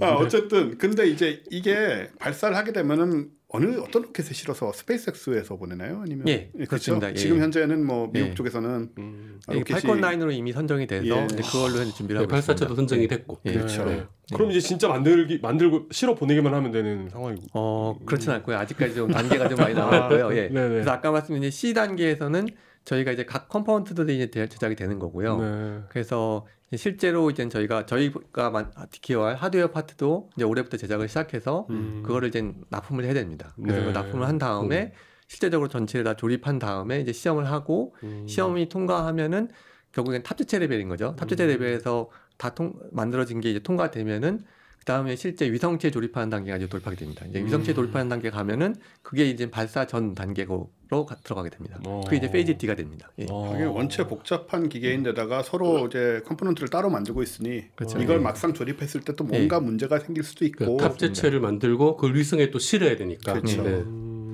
그다음에 그거를 또 이제 펠콘 9에 실어가지고 이제 또 쏴 올리고 또 그게 펴지고 또 거기서 작동하고 이런 게 다 거기까지 봐야 되는 거죠. 다 돼야 되니까 굉장히 복잡한 거죠. 처음 저희가 디자인할 때는 이제는 그 구조체를 보시면 알겠지만 이렇게 큰 차폐막이 있습니다. 그래서 이 차폐막이 결과적으로 저기가 적외선 관측이기 때문에 열 차폐가 굉장히 중요하거든요. 그래서 열 차폐를 위해서 큰 차폐막이 3중으로 이렇게 돼 있습니다. 그래서 그게 처음에는 이게 접혔다가 이제 펼쳐지는 방식으로 설계를 했었는데 저희가 이번에 그 중형 미션이 되면서 그 공간 자체가 굉장히 넓은 공간을 할당받아서 이제 펼치는 것이 어쨌든 위험하니까요. 펼치지 않고 그대로 그냥 실어서 보내는 걸로 공간이 넓어져서 안 펼쳐도 되게 좋네요. 미리부터 거짓말하게 만들 수 있다. 괜히 안 될 수 있으니까 그런 거 항상 문제잖아요. 다 됐는데 마지막에 하나 안 펴져가지고 안 되고 너무 흔한 일이라. 그렇군요. 그래서 항상 그런 관점에서 이제 관측기기라는 게 우주에서 관측하는 거는 항상 위험도가 항상 있기 때문에요. 그런 위험도가 하나가 발생했을 때 전체 미션이 페일될 가능성이 있기 때문에 그게 항상 위험합니다. 그래요. 기껏 보내는데 그거 하나 안 펴져가지고 뭐 작동 안 되고 왜 허블도 갔다가 렌즈 다시 고치고 별 난리를 낮췄는데 그거는 좀 심각한 문제였지만 처음부터. 그러면 이제 기술적인 거를 약간 우리가 얘기를 해야 될 것 같은데 네. 근적외선 아까 이제 계속 얘기가 나오고 있는데 근적외선을 통해서 전 우주를 탐사한다는 거는 어떤 식으로 하고 무엇 때문에 하고 뭐 이런 것들을 한번 좀 얘기를 듣고 싶은데요. 왜 하필 근적외선인지 궁금합니다. 그런 것부터 시작해서 일단 적외선은 아시다시피 이제 근적외선이 있고 그다음에 좀 더 장파장 쪽은 이제 중적외선, 더 먼 쪽은 원적외선, 그다음에 조금 더 멀면 서브밀리 영역이라고 하고요. 그다음 넘어가면 이제는 그 전파라고 얘기합니다. 근적외선은 즉 가시광선에 아주 가까운 적외선. 그렇습니다. 예. 그래서 에너지가 높은 거지 않습니까? 적외선 쪽에서. 예. 그래서 적외선 쪽이 이제 멀어지면 멀어져서 원적외선으로 가면 갈수록 훨씬 더 이제 저희가 콜드한 천체, 그러니까 찬 천체를 이제 관측한다는 의미이기 때문에요. 그만큼 전체 쿨링이 굉장히 중요합니다. 예. 그래서 저희가 근적외선을 선택한 이유는 이제 그 파장대까지는 현재 이 차폐막을 쓰면은 전혀 안에 그 쿨러라든가 이런 쿨링 장비가 없이도 그냥 단순히 그 우주 딥스피드만 딱 보면은 얘가 자동적으로 냉각이 되는 그런 시스템을 이제 제안이 된 겁니다. 쿨러가 들어가면 그것도 다 에너지 써야 되고 그렇죠. 뭐 그다음에 라이프 타임이 이제 제한이 돼 있고요. 그렇죠. 예. 그거요 아마 그 무슨 대공포병 이런 거 군대 갔다 오신 분들은 그 적외선 미사일 있잖아요. 그러니까 거기에서 발사하기 전 맨패드 같은 거 쏘기 전에 그 적외선 센서 쿨링하는 시간이 맞아요. 시간 그게 아마 그런 것들이 이제 근적외선으로 하면 필요 없이 가장 효율적으로 이제 건축할 수 있는 거죠. 그다음 적외선 중에서도 아무튼 아까 근적외선이라고 말씀드렸지만 사실 5마이크론 대역은 이제 중적외선 대역까지도 넘어가거든요. 그래서 저희가 효율적으로 딱 화장대는 각각 그 사이언스 미션에 맞게 디자인됐기 때문에 5마이크론 정도까지 이제 관측하는 걸로 현재 되어 있습니다. 우리가 근적외선으로 볼 수 있는 거, 그러니까 일반 망원경이나 X선이라든가 뭐 원적외선 것과 차이가 난다면 어떤 부분일까요? 결과적으로 현재 근적외선은 사실 지상에서도 이제 접근 가능한 이제 파장대고요. 그 다음에 뭐 아시는 바와 같이 저희가 이제 분광을 하게 되면은 그 가장 많이 들어오는 뭐 수소선 같은 것들 그런 라인들이 이제 관측이 될 건데요. 그게 이제 가시광 파장대인데 좀 더 먼 천체로 가게 되면 이게 근적외선 영역에 떨어지기 때문에 훨씬 더 먼 천체를 관측할 수 있는 장점도 있습니다. 적색 편의 때문에. 예, 적색 이동 때문에. 그렇겠죠. 예. 그게 정말 멀면 그게 원래 약간 붉지 않나요? 수소선이 훌륭한 수단계 갈라졌습니다. 네, 그렇습니다. 원래 붉은색인데 이게 적색 편의를 하다 보면 이제 적외선 영역까지. 네, 원래 가시광선 영역에 보이는 게 그렇죠. 멀리 가면은 멀면 멀수록 또 빨리 멀어져 가기 때문에 적색 편의도 심할 것이고. 그럼 이제 그거를 보고 분광을 하면서 그걸 다시 이제 계산을 해가지고 그 적색 편의를 보정을 한 상태로 뭐 이런 작업들이 또 이어지게 되나요? 예, 현재 이 기기 자체가 현재 아까 말씀드린 영상하고 이제 분광을 동시에 보는 건데요. 그 영상하고 분광을 이제 동시에 보는 개념은 저희가 센서가 적외선 센서가 쭉 있으면은 거기다가 이제 필터를 위에다가 이렇게 씌웁니다. 필터를 거의 근접해서 이제 올리는데요. 이 필터가 이제 특이한 필터입니다. 그래서 일반 필터는 이제 어떤 투과 대역이 있으면 그 대역을 이제 다 투과하는 게 이제 필터라는 개념으로 알고 계시는데 저희가 쓰는 이 필터는 위치마다 이제 다른 투과율을 보이는 필터입니다. 그러니까 어느 위치는 예를 들면 0.75 마이크론, 그다음 어느 대역은 뭐 5 마이크론 이렇게 위치마다 이제 다른 파장대를 이제 보게 됩니다. 그래서 한 방향에서는 공간 방향에서는 이제는 같은 파장대를 보는 거고, 그다음 또 한 방향에 대해서는 다른 파장대를 이제 보게 되는 거죠. 그거를 그 20cm의 렌즈 하나로 다 해결을 해내는 건가요? 그 위에 필터를 붙여가지고? 그러니까 초점면에서 센서가 있는 거고요. 아까 말씀드린 20cm는 이제 주경, 망원경의 이제 주경을 얘기하는 겁니다. 예. 그러면은 하늘을 그냥 사진 찍듯이 찰칵하고 찍는 게 아니라 이렇게 스캔하겠네요. 그렇죠. 하늘을 갖다가 일정하게 쭉쭉쭉 이동하면서 이제 쭉 찍어가면은 거기에 있는 같은 파장 정보를 이제 쭉 모으면은 그 영상을 모으면은 같은 파장대의 영상이 만들어지는 거죠. 여러 개의 파장을 동시에 탁 찍는 거예요. 그런 다음에 착착착착 이동을 하면은 같은 파장만 쏙쏙 뽑아내면은 그 파장대에 전체적인 그림이 나오는 거고 이 파장을 뽑으면은 이 파장대의 그림이 나오는 거고 그렇죠. 그런데 그걸 또 각각을 보면은 그게 분광이 돼버리는 거죠. 그래서 그냥 사진으로도 쓸 수 있는데 이걸 모아가지고 쌓아놓으면 각 점마다의 분광을 다 알 수 있게 되는. 그렇습니다. 그래서 영상과 분광이 동시에 되는 거죠. 기발하네요. 이걸로 뭐 인물 사진 찍으면 이렇게 흔들리겠지만 그렇게 쓰진 않을 테니. 그렇구나. 그래서 저희가 현재 이루어지는 요 적외선에서 영상하고 분광을 동시에 보는 작업은 전천에서 특히 이건 세계 최초로 현재 시도되는 겁니다. 맞아요. 그때 그 말씀 하시지 않았어요? 그 멀리 있는 거 그거 분광 보려고 알루미늄 판에 구멍 뚫는 그 하지 않았어요? 네. 그렇게 안 해도 되는 거잖아요. 그거 아닌가요? 맞습니다. 네. 네. 그럼 이걸로 보는 영상이라고 한다면, 그러니까 우리가 볼 수 있는 뭐 사진 같이 나오는 그런 게 있다면은 일반적인 우주 사진하고는 좀 다를 것 같네요, 분위기가. 예, 그렇습니다. 예. 네. 그래서 저희가 이거를 3D 큐브처럼 이렇게 쌓아 놓으면은 결과적으로 한 점을 뚝 찍으면은 거기서 이제 그 점에 해당하는 파장 대역의 이제 정보들이 다 나오는 거죠. 네, 예. 그 우주의 그 위치라고 생각을 해도 되겠죠. 예, 와, 그러니까 사진 찍었는데 그 픽셀 분광이 다 나오는 거 아니에요? 네. 쭉 이제 그럼 예를 들어서 우리가 뭐 어디를 보고 싶다. 그럼 이제 거기를 찍으면 예. 그 지점의 그 다양한 파장 대역에 있는 정보가 파장 대역 정보들이 다 나오니까 그걸 가지고 연구를 하면 여러 가지 상황을 그게 알 수 분광이 있다. 돼버리는 거죠, 자동으로. 근데 이런 방식의 이제 단점은 이제 분광 분해능이 이렇게 아주 높지는 않고요. 대략 저희가 이제 파장을 그 파장 분해능으로 그러니까 파장 대역의 그 대역을 커버하는 거를 나눈 것 같다 이제 분광 분해능이라고 하는데요. 그 분광 분해능은 그렇게 높지는 않습니다.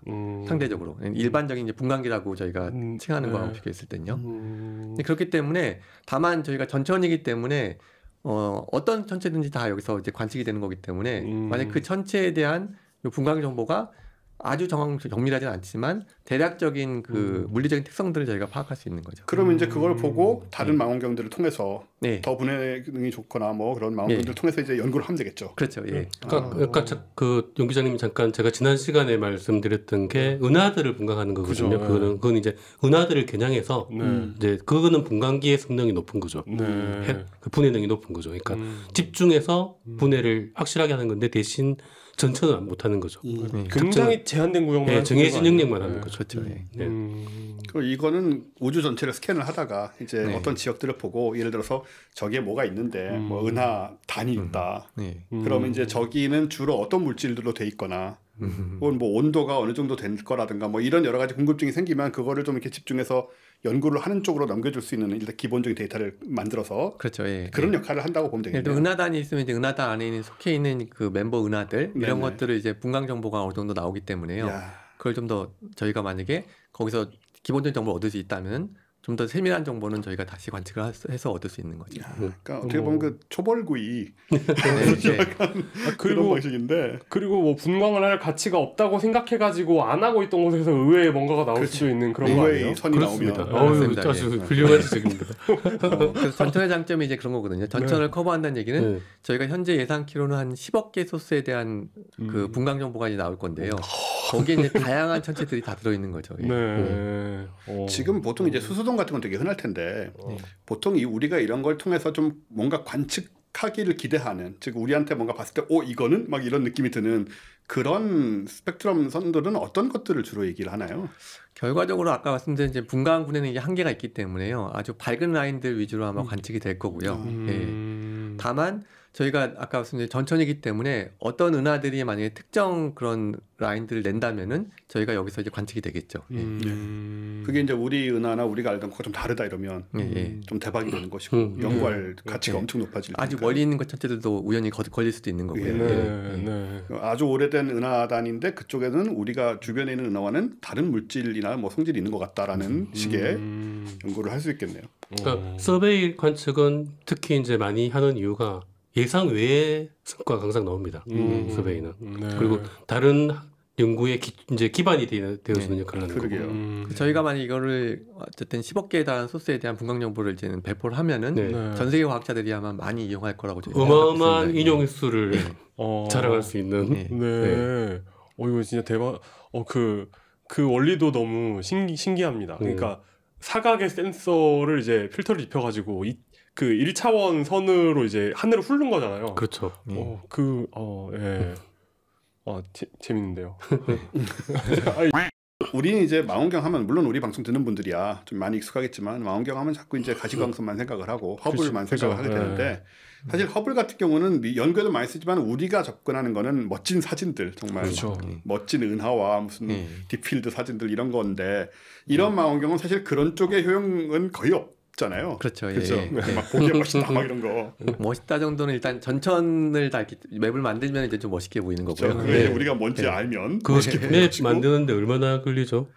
현재 그 맵 전체를 이제 만들 계획은 네. 없고요. 네. 예, 현재 배포되는 거는 각각의 아까 말씀드린 10억 개에 대한 소스에 대한 이제 분간 카탈로그를 제시하는 게 아마 저희 가장 큰 목적입니다. 그럼 맵 전체를 만든다고 한다면 그건 어마어마한 작업이 되겠죠? 예, 그렇습니다. 예. 관측 기간이 관측 기간은 한 2년 반 정도 됩니다. 그래서 2년이면 지구가 바라볼 수 있는 모든 하늘에 대한 그게 나오는 거예요? 그건 아니고요. 보통 한 6개월 정도면 이제 한 번 전천이 완성되는 거고요. 다만 저희가 이제는 계속 전천을 이제 여러 번 커버하는 이유는 그 중에서도 이제 소스가 똑같은 데를 이제 관측했을 때 어떤 거는 얘가 검출기가 좀 이상해서 진짜인지 아닌지 모를 수도 있잖아요. 그래서 그런 측면에서 한 여러 번을 한 4번 정도를 이제 관측하게 됩니다. 이게 사실 이런 기술이 뭐 천문학은 물론이거니와 컴퓨터라든가 광학이라든가 각종 공학이 다 어울려져야 되는 건데 그렇습니다. 예. 이런 부분들이 지금 천문년 내에서는 어떤 식으로 이루어지는지 좀 궁금하거든요. 예. 보통 저희 천문학자들이 주로 관심 있는 파트는 아까 말씀드린 그 거대한 뭐 이렇게 망원경을 만들고 뭐 이런 거보다는 주로 이제 관측 기술 쪽에 좀 관심이 좀 많습니다. 왜냐하면 저희가 이제 연구를 해야 되기 때문에 자기 아이디어로 새로운 아이디어를 제시해서 이제 관측 방법을 쓸 수 있으면은 다른 방면에 좀 정보가 오는 거잖아요. 그런 정보를 이용해서 저희가 새로운 사이언스를 이제 할 수가 있는 거죠. 네. 그럼 천문년 안에 예를 들어서 광학하는 분도 있고 이렇게 네, 다 그렇습니다. 같이 일을 하는 거죠. 기기를 디자인하는 분도 그렇죠. 있고 네. 뭐 소프트웨어를 이제 만드는 분도 네. 있고 뭐 다 같이 하는 거죠. 네. 저희 팀에 그래서 광학 담당하시는 분도 있고요. 그 다음에 실제 광기계 쪽 저희가 광학하고 이제 기계는 이제 비슷하게 연관이 크기 때문에 이제 광기계 파트, 그 다음에 센서를 이제 구동하려면 이제 전자 파트도 있어야 되고요. 그 다음에 실제 그 데이터를 분석해서 하려면 또 소프트웨어 쪽도 이제 강해야 되고요. 그래서 그런 파트들 분들이 다 담당자들이 있습니다. 예. 그러니까 이거를 이제 우리는 천문년 하면은 천문학자들이 앉아가지고 망원경 들여다보면서 뭐 그림이나 그리고 있을 것 같은 아직도 그런 느낌이 있는데 전혀 그런 게 아니고 천문대에서 이렇게 망원경 들여다보면서 우주의 신비라 이러면서 그러니까 아까 그 우리 메타스페이스 광고했지만 뭐 갈릴레이 뉴턴의 뒤를 이어서 천문학자라면 당연히 그런 걸 하고 있어야 될 것 같은데 근데 이제 우리가 보면 망원경 아까 KMT는 얘기를 했지만 그 유명한 GMT가 언제 완공되는 건가요? 이제 슬슬 가까워지지 않았나요? 저 쫓아가다가 잊어버렸습니다. 이제. 그렇군요. GMT 같은 것도 우리가 이제 지분이 10분의 1이 있으니까 뭐 한 달 동안 배타적으로 관측을 할 수 있고 뭐 이런 얘기도 하는데 결국은 GMT 같은 이런 망원경들이 여기서 데이터를 받아가지고 정말 집중적으로 뭐 이런 식으로도 가능한 건가요?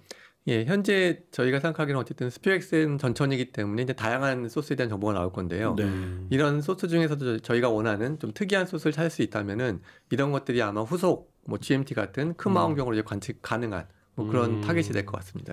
지금 특별히 뭐 염두에 두고 있는 타겟 같은 건 있나요 혹시? 그러게요. 현재 저희 그 주요 사이언스 내용을 좀 보시면 알겠지만 저희가 사실은 나도 모릅니다. 예, 주요 사이언스는 사실 다 모르는 사람이에요. 주요 사이언스들은 저희가 개별 소스에 대한 관심사는 일단 그건 저희 메인 사이언스는 아니고요. 그렇죠. 그래서 저희가 만약에 그걸 하려면은 그건 좀 다른 번외의 사이언스가 되는 거고요. 어쨌든 저희는 전 세계 이제 천문학계에다가 이 10억 개에 달하는 분간 카탈로그를 배포하는 게 그래서 많은 사람들이 이용할 수 있게 하는 게 목적이지 저희가 그 자체를 가지고 하는 거는 그건 2차적인 사이언스가 되겠습니다. 예. 그 예전에 그때 그 아카리 하실 때 주로 하시던 일이 이제 위성이 올라갔을 때 관측을 하면 어떤 게 찍힐까라는 걸 예측해서 이제 시뮬레이션 컴퓨터로 미리 관측 시뮬레이션이라고 관측 시뮬레이션을 하는 거였거든요. 지금도 그런 걸 또 이 프로젝트도 그런 게 진행이 되는 거죠. 있습니다. 그래서 저희도 현재 저희 천문연에 계신 분이 몇 분이 현재 관측 시뮬레이션 쪽도 현재 참여를 하고 계십니다. 그게 이제 그냥 무작정 올라가서 뭐 찍고 이런 게 아니고 데이터를 받으면 그걸 또 그 데이터 처리를 해야 되잖아요. 그런 것도 또 준비를 하셔야 되잖아요. 그렇습니다. 하나하나 이제 한 점들을 이것저것 찍어서 중요한 점들을 연구하는 것도 흥미롭지만 이걸 하다 보면 결국은 우주 전체에 대한 그림이 또 그려지는 그런 느낌이 있는데 마치 배경 복사처럼요. 그렇게 되면 예를 들어서 어떤 큰 지역들도 그렇고 또 시간적으로도 우리가 항상 이제 천문학계에서도 궁금한 게 우주의 시작 부분이라든가 극초기의 상황이라든가 이런 걸 멀리 보면 보이니까 그런 것들에도 굉장히 유용하게 좀 쓰일 수 있는 그런 생각 정도는 하고 계실 것 같아요. 그거 직접 연구는 안 하시더라도. 그래서 그게 말씀하신 게 첫 번째 이제 저희 그 빅 사이언스 중에 하나인데요. 그게 아까 말씀드린 10억 개에 대한 그 뭐 은하도 있고 별도 있고 다양한 소스들이 있는데 그 중에서 은하들에 대한 그 분광 정보를 얻게 되면은 걔가 어느 거리쯤에 있는지 저희가 예측할 수 있는데요. 계산할 수 있는데 그 아까 적석 이동을 계산하는 거죠. 그렇게 되면 이제 3차원 거대 구조 같은 것들을 저희가 이제 파악할 수 있습니다. 예. 그러니까 우주의 지도를 3차원적으로 그려내는 어느 정도는 그런 게 가능하고. 그래서 이제 요 3차원 현재 그린 요 위치 자체가 사실은 빅뱅 시대 빅뱅에서 처음에 에너지가 나왔을 때 그 에너지가 사실 밸런스를 잡히면서 현재 이런 구조를 이뤘잖아요. 그래서 초기에 이 빅뱅에 대한 정보를 저희가 거꾸로 유추해낼 수 있습니다. 그래서 3차원 지도를 가지고요. 그래서 얘가 얼마만큼 등방하게 우주가 이제 은하들이 분포해 있는가 이런 걸 재서 그런 거꾸로 우주 초기에 어떤 에너지가 왔는지 이런 것들을 이제 거꾸로 추론할 수 있습니다. 그게 첫 번째 빅사이언스입니다. 예. 지난 시간에 제가 이제 BAO 소개를 하면서 그때 SDSS가 그 관측한 은하가 400만 개였거든요. 그리고 이제 새 프로젝트가 하는 게 10배 정도, 4천만 개 정도인데 여기는 이제 물론 은하만은 아니지만 10억 개로 하니까 그 15개짜리 카탈로그는 출판은 안 되겠네요. 종이책으로. 규모가 다르고 훨씬 더 큰 그림을 그려볼 수 있는 거죠. 그렇습니다. 요즘 이제 문제가 됐었던 그 우주 가속 팽창 관련된 얘기라든가 혹은 뭐 그래서 암흑 에너지라든가 이런 게 좀 회자가 됐었는데 그런 쪽 관련돼서 그런 쪽 하는 분들은 그 자료를 그렇게 이용할 수 있는 거죠. 그렇죠. 또 뭐 은하를 연구하는 은하만 연구하는 분들은 은하의 분광 자료를 또 뽑아쓸 수 있는 거고. 그러니까 자기 주제에 따라서 이 카탈로그를 굉장히 자기한테 맞게 활용할 수 있는 거예요. 이거는 연구하는 분들한테는 완전히 무슨 뭐 보물상자라고 해도 과언이 아니. 그러니까 우리 일반인들은 별로 안 느낄 저 같은 경우에 만일에 이제 연구를 계속했다면은 은하단에서 은하들 분포가 또 어떻게 역사적으로 변해 왔는지 그런 걸 또 연구하는데 자료를 쓸 수 있는 거거든요. 사실 여기서 이제 연구를 하다 보면 또 우리가 지금 생각지도 못한 뭐가 나올지도 알 수 없는 것이고. 그렇죠. 이거 이름은 누가 지으신 거예요? 스피어엑스. PI분이 아마 지으신 걸로 알고 있습니다.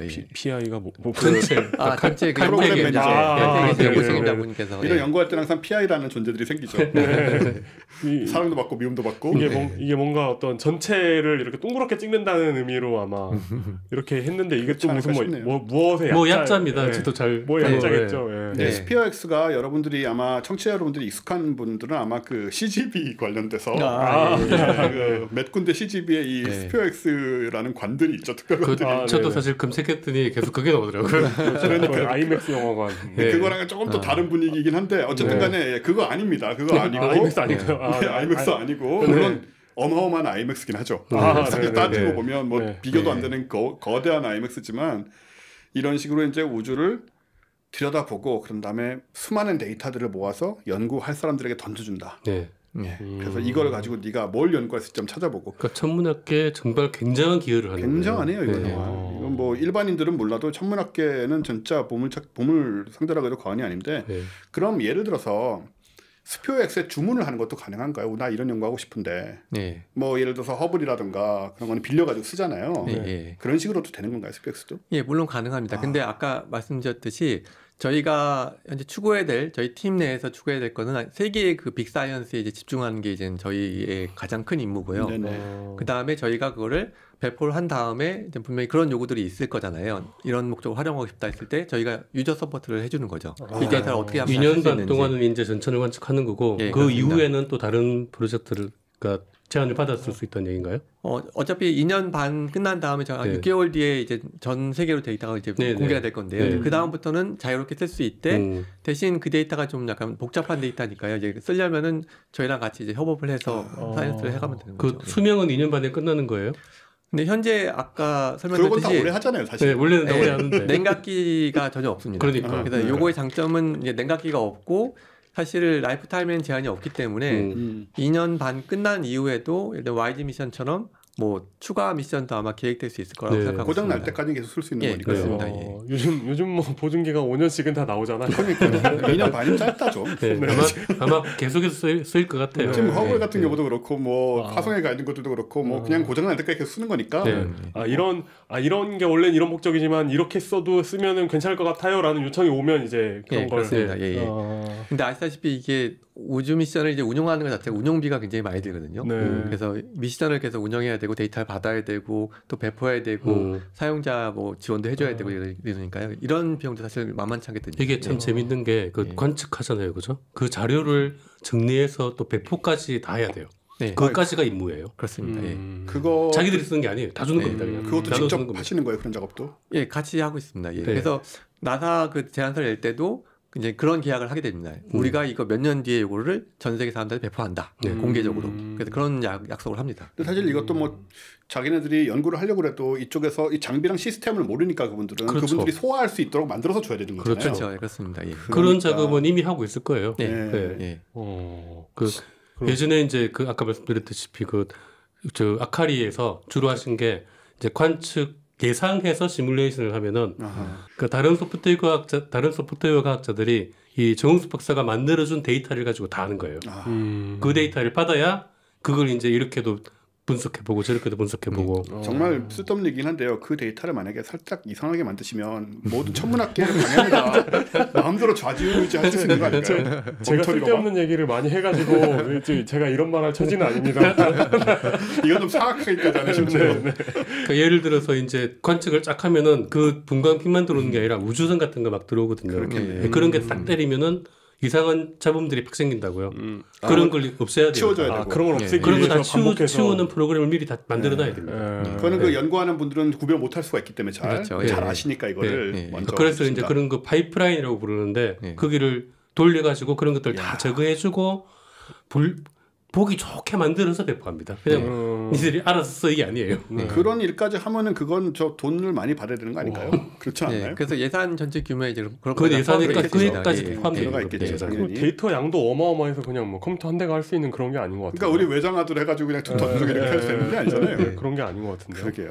뭐 그 데이터 양이 너무 많아서 외장하드로 가져가야 될 거예요. 아마. 전에 그 얘기 들었어요. 그 남극이었나요? 거기에서 데이터를 보내야 되는데 인터넷으로 보내면 너무 용량이 많아가지고 그냥 외장하드 쌓아가지고 차라리 그 블랙홀 관측할 때 맞다. 블랙홀 관측할 때 그 데이터가 너무 많아서 온라인으로 보낼 수가 없어서 다 오프라인으로 날랐습니다. 요즘 같은 시대 인터넷에서 보낼 수가 없는 양의 데이터. 요즘 데이터의 양이 이제 이런 것들을 보면 우리가 옛날에 게임할 때 같은 경우에 막 그 플로피 디스크 40개 하나씩 바꿔 넣어가면서 인스톨하고 그랬잖아요. 그런 시절에 비하면 지금은 어마어마하게 쉬워졌는데도 이런 데이터는 원체 많으니까 그것도 또 안 되고 온라인으로는 인터넷보다 비행기가 더 빠른. 그러게요. 어떻게 보면 무식하게 날라야 될 정도로 많은 양인데. 근데 아까 이제 그 세 가지 주 메인 이제 지금 주제가 있는 것인데 하나는 우리 얘기하다 지금 중간중간 흘러나갔는데요. 하나는 일단 우주가 어떻게 시작됐느냐. 이제 먼 우주를 보면서 연구를 하게 되는 거겠죠. 근데 이게 지금 다른 그동안 우리가 접근했던 방식들하고 좀 차이가 있다면 어떤 부분들이 있을까요? 결과적으로 현재 그러니까 예측을 할 수 있는데 예측에 대한 오차값을 줄이는 게 굉장히 중요한 일이거든요. 그래서 오차를 줄이는 방법이 저희가 택한 방법은 넓게 관측하자. 그래서 넓은 지역을 갖다 커버해서 더 많은 천체를 가지고 이 지도를 그려보면은 거기서부터 좀 더 정밀한 신호가 되는지 안 되는지 판단할 수 있는 거죠. 그러니까 그 이제 3차원으로 그리면 역사를 쭉 볼 수 있잖아요. 근데 한 군데만 봐가지고는 알 수 없잖아요. 여기도 보고 저기도 보고 다 보는 거죠. 그냥 그래서 공통점도 찾고 그런 식으로 접근을 굉장히 흥미롭네요. 이게 우주가 어떻게 심지어 물질이 어떻게 시작했는가 정반대의 방식은 이제 가속기에서 입자 하나가 만들어진 걸 보는 건데 그것과는 완전히 반대 아주 거시적인 그림으로 이걸 봄으로써 전체적인 이런 것들을 파악하면 이제 우주의 초기까지도 거슬러 올라가서 볼 수 있겠다 이런 관점인 것 같고 또 하나는 이제 은하가 어떻게 시작이 됐느냐 은하들이 각각의 은하들을 얘기하는 거겠죠. 그럼 연구를 이제 내가 어떤 은하를 연구한다 하면은 그 은하의 역사들을 이제 볼 수 있다. 3차원 그림을 그리면 멀리 있는 건 그러니까 우주가 10억 년일 때 만들어진 거, 20억 년일 때 만들어진 거, 100억 년일 때 만들어진 거. 그러니까 나이가 지금 100억 살인, 그러니까 10억 살인 거, 10억 살인 은하, 뭐 20억 살인 은하, 30억 살인 은하 이런 걸 쭉 볼 수 있는 거죠. 그렇죠. 그래서 두 번째 이제 메인 사이언스는 말 그대로 은하 진화적인 관점에서 연구하는 건데요. 근데 말씀하신 대로 아이러니하게도 두 번째 과학 테마는 직접 보이는 은하에 집중하지 않습니다. 그러니까 보이는 은하를 보는 게 아니고요. 그 보이지 않는, 그러니까 저희가 눈에 보이지 않는, 그러니까 보이는 은하들은 다 속아내고요. 보이지 않는 부분만을 맵을 만들어서 걔를 가지고 이제 배경값을 재고 걔가 공간적으로 어떻게 분포하는지를 재는 게 이제 두 번째 빅사이언스입니다. 여기서 보인다는 거는 가시광선적으로 보인다는 의미인가요? 아니요. 저희 그 망원경으로 봤을 때 관측적으로 봤을 때 구분되는 혹은 지상이나 이런 데서 카탈로그 상에서 있는 천체들 이런 천체를 얘기하는 겁니다. 그런 것들 제외하고 하늘을 우리 눈에 보이는 걸 다 지우고 빈 공간을 분광한다는 것 같아요. 그러니까 뭐 엑스레이든 뭘로든 아무것도 안 보이는 빈 공간이라고 보이는 곳들을 멀리 있는 은하들은 은하로 보이진 않는데 거기서 비춰놓을 거 아니에요. 그죠. 네, 비춰놓으니까 그것만 보는 거예요. 은하의 모습은 보이지 않는데 비춰놓고 있는 거. 이런 건 기존의 분광 관측 뭐 이런 건 할 수가 없네요. 그런 거. 일단 특히 지상에서는 이제 불가능한 미션이고 왜냐면은 굉장히 저희가 낮은 시그널을 이제 봐야 되는 거기 때문에 지상에서는 이제 불가능하고 우주에서만 가능한 이제 사이언스입니다. 그래서 기존에도 이제 많이 시도를 해왔는데 이번 미션의 차이점은 아까 말씀하신 드린 대로 분광 개념이 들어가기 때문에 그런 맵들이 영상 맵들이 하나가 아니고 굉장히 다양한 파장대에서 얻어지는 거기 때문에 이걸 서로 비교를 하게 되면은 좀 더 다른 정보들을 저희가 캐낼 수 있는 거죠. 그래서 저희가 얘기하는 그러니까 우주 배경 목사 중에서도 외부나 배경원이라고 저희가 부르는데요. 결과적으로 이제 배경값을 읽는 거죠. 참고로 말씀드리면 이거는 뭐 암흑물질 같은 건 전혀 무관한 얘기고요. 그쪽 얘기는 아니고 뭐안 보인다고 하시니까 또 일단 배경 하늘에 깔려 있는 빛, 그건 빛은 빛이에요. 분명히 빛을 내는 거예요. 배경 화면에 그가 실체가 없이 그냥 배경으로 들어오는 아주 미약한 빛을 분광할 수 있는 너무 멀어서 그 형태는 안 보이지만 비춰놓으니까 그걸 보는 거죠. 결국 저희 시선 방향으로 오는 빛들의 총합을 보는 겁니다. 그렇네요. 그러면 예를 들어서 아까 그 3D 맵이라는 게 뭐 시간적으로도 3D라고 생각할 수도 있을까요? 예를 들어서 뭐 은하 하나를 보면 그 은하의 그 진화 단계들을 다른 스펙트럼으로 보면 그것도 어느 정도 파악을 할 수가 있나요? 개별 은하는 아닌 거죠. 개별 은하는 아니지만 결국에는 저희가 그러니까 여러 분광을 하게 되면은 결국 분광 정보라는 게 시간하고 이제 관련이 있기 때문에 좀 더 먼 데서 오는 정보인지 가까운 데서 온 건지 그 내에서 그 은하들이 기여하는 바가 그 배경에 묻혀 있기 때문에요. 그 정보를 이제 파악하게 되면 어느 시점에 진화 양상이 됐는지 뭐 이런 것들을 좀 더 파악할 수가 있는 거죠. 그러니까 전체적인 그림 속에서 볼 수 있는 거죠. 어느 위치다 이 은하는. 그러니까 하나의 은하가 어떻게 진화했는지를 알 수는 없지만 전체적인 그림에서 이 은하가 어느 위치에 있다는 걸 알 수 있는 거죠. 요 관측에서는 사실 아까 전천 데이터라고 말씀드렸는데 그 우주망원경 같은 경우는 이제 관측하는 것들이 항상 일정하게 이제 관측하는 건 아니고요. 어떤 필드들은 더 많이 관측을 하게 됩니다. 더 많이 이제 방문을 하게 되는데요. 이제 그런 필드 중에 하나가 태양 동기가도 같은 경우는 이제 황도면, 그러니까 태양면이죠. 태양면에서 왔을 때 북극 쪽하고 남극 쪽이 훨씬 더 많은 관측을 하게 됩니다. 그렇죠. 우리 은하가 안 걸리기 때문이겠죠. 궤도 자체가 이제 태양 동기 궤도라고 해서 그 궤도 자체가 이제는 그런 식의 이제 궤도기 때문에요. 그래서 북쪽하고 남쪽은 훨씬 더 많은 방문을 하게 됩니다. 그렇구나. 궤도가 극궤도. 그래서 그 지역의 데이터를 저희가 모아서 이와 같이 좀 더 훨씬 더 낮은 레벨의 배경원을 잴 수 있는 그런 정보를 이제 활용하게 됩니다. 그 다음에 세 번째 질문이 우리 태양계 바깥에 있는 생명이라던가 그 관련된 그런 것들을 알아낸다는 것인데 우리 옛날에 이거 뭐 이런 얘기 났었잖아요. 만약에 플루토늄이 발견된다. 저 스펙트럼 선에 그러면 이제 거기에 핵폭탄이 터졌던 거나 뭐 이런 얘기들을 이렇게 뭐 책에서도 나왔고 우리도 한 적이 있는데 예를 들면 그런 것부터 시작해서 뭐 메탄이라던가 뭐 이런 것들 다양하게 뭐 파악을 해보겠다는 의미인가요? 현재 그 3마이크론 이상 대역에서 저희가 주요하게 저희가 볼 수 있는 게 흡선 중에서도 생명의 기원과 관련된 게 이제 물, 그 다음에 일산화탄소 이런 것들이 사실 흡선으로 관측이 되는데요. 그런 것들을 전천으로 보게 되면은 특히 저희 은하면인 거죠. 우리 은하에 있는 거기에 행성계, 그 다음에 원시성 이런 것들에 대해서 이제 물 같은 건 관측이 되기 때문에요. 그것들이 어떤 식으로 진화를 해서 행성계를 이뤘는지 이런 것들을 저희가 예측해낼 수 있습니다. 이것도 뭐 행성 하나를 찍어서 한다기보다는 조금 더 넓은 규모로 하는 거겠죠. 넓은 규모에서 소스를 저희가 천체를 이제 파악할 수 있습니다. 행성들이 어떤 식으로 만들어져서 이제 그러니까 지금은 되는지 어디 하나를 찍어가지고 여기 분광 분석해서 뭐 이게 메탄이 나오냐 안 나오냐 이렇게 찍어가지고 해야 되는데 그럴 필요가 없다는 거죠. 큰 그림으로 보고 그것과는 또 다른 관점으로 다른 관점으로. 그러니까 예를 들어서 뭐 이런 것도 가능할까요? 은하들마다 다른지 모르겠지만 은하들을 보다 보니 어떤 은하에 유별나게 조금 뭐가 뭐 많이 보이는 것 같다. 그럼 무슨 이유인지 모르겠지만 그쪽에는 뭐 물이 좀 더 많은 어떤 상황이 형성이 됐는지 모르고 그럼 그걸 예를 들어서 뭐 GMT 같은 그런 거 거 있으면은 GMT가 집중해서 찾아 들어가서. 근데 저희 같은 그 망원경 같은 경우는 아까 말씀드린 구경이 크지 않기 때문에 불해능은 그렇게 높지 않습니다. 그러니까 이제 뭔가 집중해서 보려면은 큰 망원경으로 그렇죠. GMT로 하든가 훨씬 더 큰 망원경으로 봐야죠. 그럼 우리 스피어 X를 가지고 볼 수 있는 크기는 어느 정도까지인가요, 대략? 분해능이 현재 6초 정도 되는데요. 근데 말씀하시는 비교하면 이제 허블 같은 게 0.3초 분해능이라고 생각하시면은 엄청나게 이제 큰 분해능 차이가 있는 거죠. 구경 차이가 있기 때문에 이제 그 정도로 생각하시면 될 것 같아요. 행성 하나 정도는 아닐 거고 그 개 전체 행성계를 그 태양계 점으로 보는 그 별개 전체 정도 한글을 근데 그 만약에 그 행성계에 예를 들어서 뭐 물이 많은 행성이 몇 개가 있고 그러면은 어느 정도는 티는 나겠네요.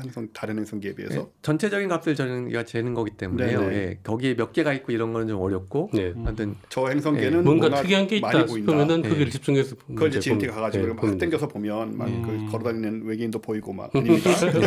그건 아니고요. GMT는 거의 개별 행성의 대기 스펙트럼을 구할 수 있는 스펙트럼까지는 저도 볼 수 있다고 전에 봤는데 그러면 이제 정말 아까 말했듯이 뭐 플루토늄이 나온다든가 정말 그런 혹시라도 모르는 거니까 그런 일이 GMT가 그걸 보면은 그때는 어느 정도의 가능성으로 저쪽에서는 플루토늄은 자연계에는 거의 없는 물질이니까 뭔가 저쪽은 핵을 만들었고 뭐 그런 정도 추정은 한번 해볼 수 있는 거잖아요. 확신할 수 없지만 메탄이 나와도 뭐 메탄은 좀 더 자연스러운 부분으로 생각할 수 있는 것이고 그러니까 멀지 않았네요. GMT가 원래는 지금쯤 만들어서 됐어야 되죠. 초월해서 좀 건데 이제 됐어야 되는 게 아닌가. 아마 원래 그걸 7개 쓸 건데 원래 7개가 되는 건데 아마 3개, 4개 정도 일단 붙이고 시작한다고 얼핏 들었던 것 같습니다. 그 밑에 거울이요? 거기 이제 추후 업그레이드 해나가는 그런 방식으로. 일단 뭐 만들어지는 거 먼저 붙여놓고 뭐 꼭 다 완성이 돼야 되는 건 아니니까. 그러네요. 그게 다 붙이면은 거울 여러 개로 하니까 그런 장점이 또 있네요. 그러게 그것도 가능하구나. 생각도 안 해봤는데 다 붙이면 그게 지름이 한 25m 뭐 이렇게 되는 어마어마한 망원경이 되는데 뭐 약간 띄엄 붙여도 되니까. 알아서 그거 잘 하시겠죠. 뭐 이렇게 반사 잘 시켜가지고. 그러겠죠. 원래 뭐 다들 그렇게 시작합니다. 원래 뭐. 근데 이거 잘 하면은 그 데이터 처리를 잘 하면은 그 우주 전체를 이렇게 사진으로 한 장으로도 만들 수 있을 것 같아요. 배경 복사 사진처럼. 근데 뭐 그게 다 그 스펙트럼이 나오진 않겠지만, 스펙트럼 나오게 이렇게 찍으면 스펙트럼 나오는 거 만들어도 좋겠다. 컴퓨터 프로그램 해가지고 뭐 팔 거 없나 생각이야. 저 또 하시라고 저쪽에 힘들게. 스펙트럼이 되었다라는 그러니까 스펙트럼 그러니까 그 거리가 다르게 된 게 이미 스펙트럼이 이제 고려가 된 거죠. 그 스펙트럼을 알아야 그 거리를 대충 어느 거리에 있는지 아니까. 뭐 팔 거 없나 이렇게 생각하고 있었죠. 지난 시간에 얘기했던 그 SDSX가 더 많은 규모가 되는 큰 규모가 되는 거죠.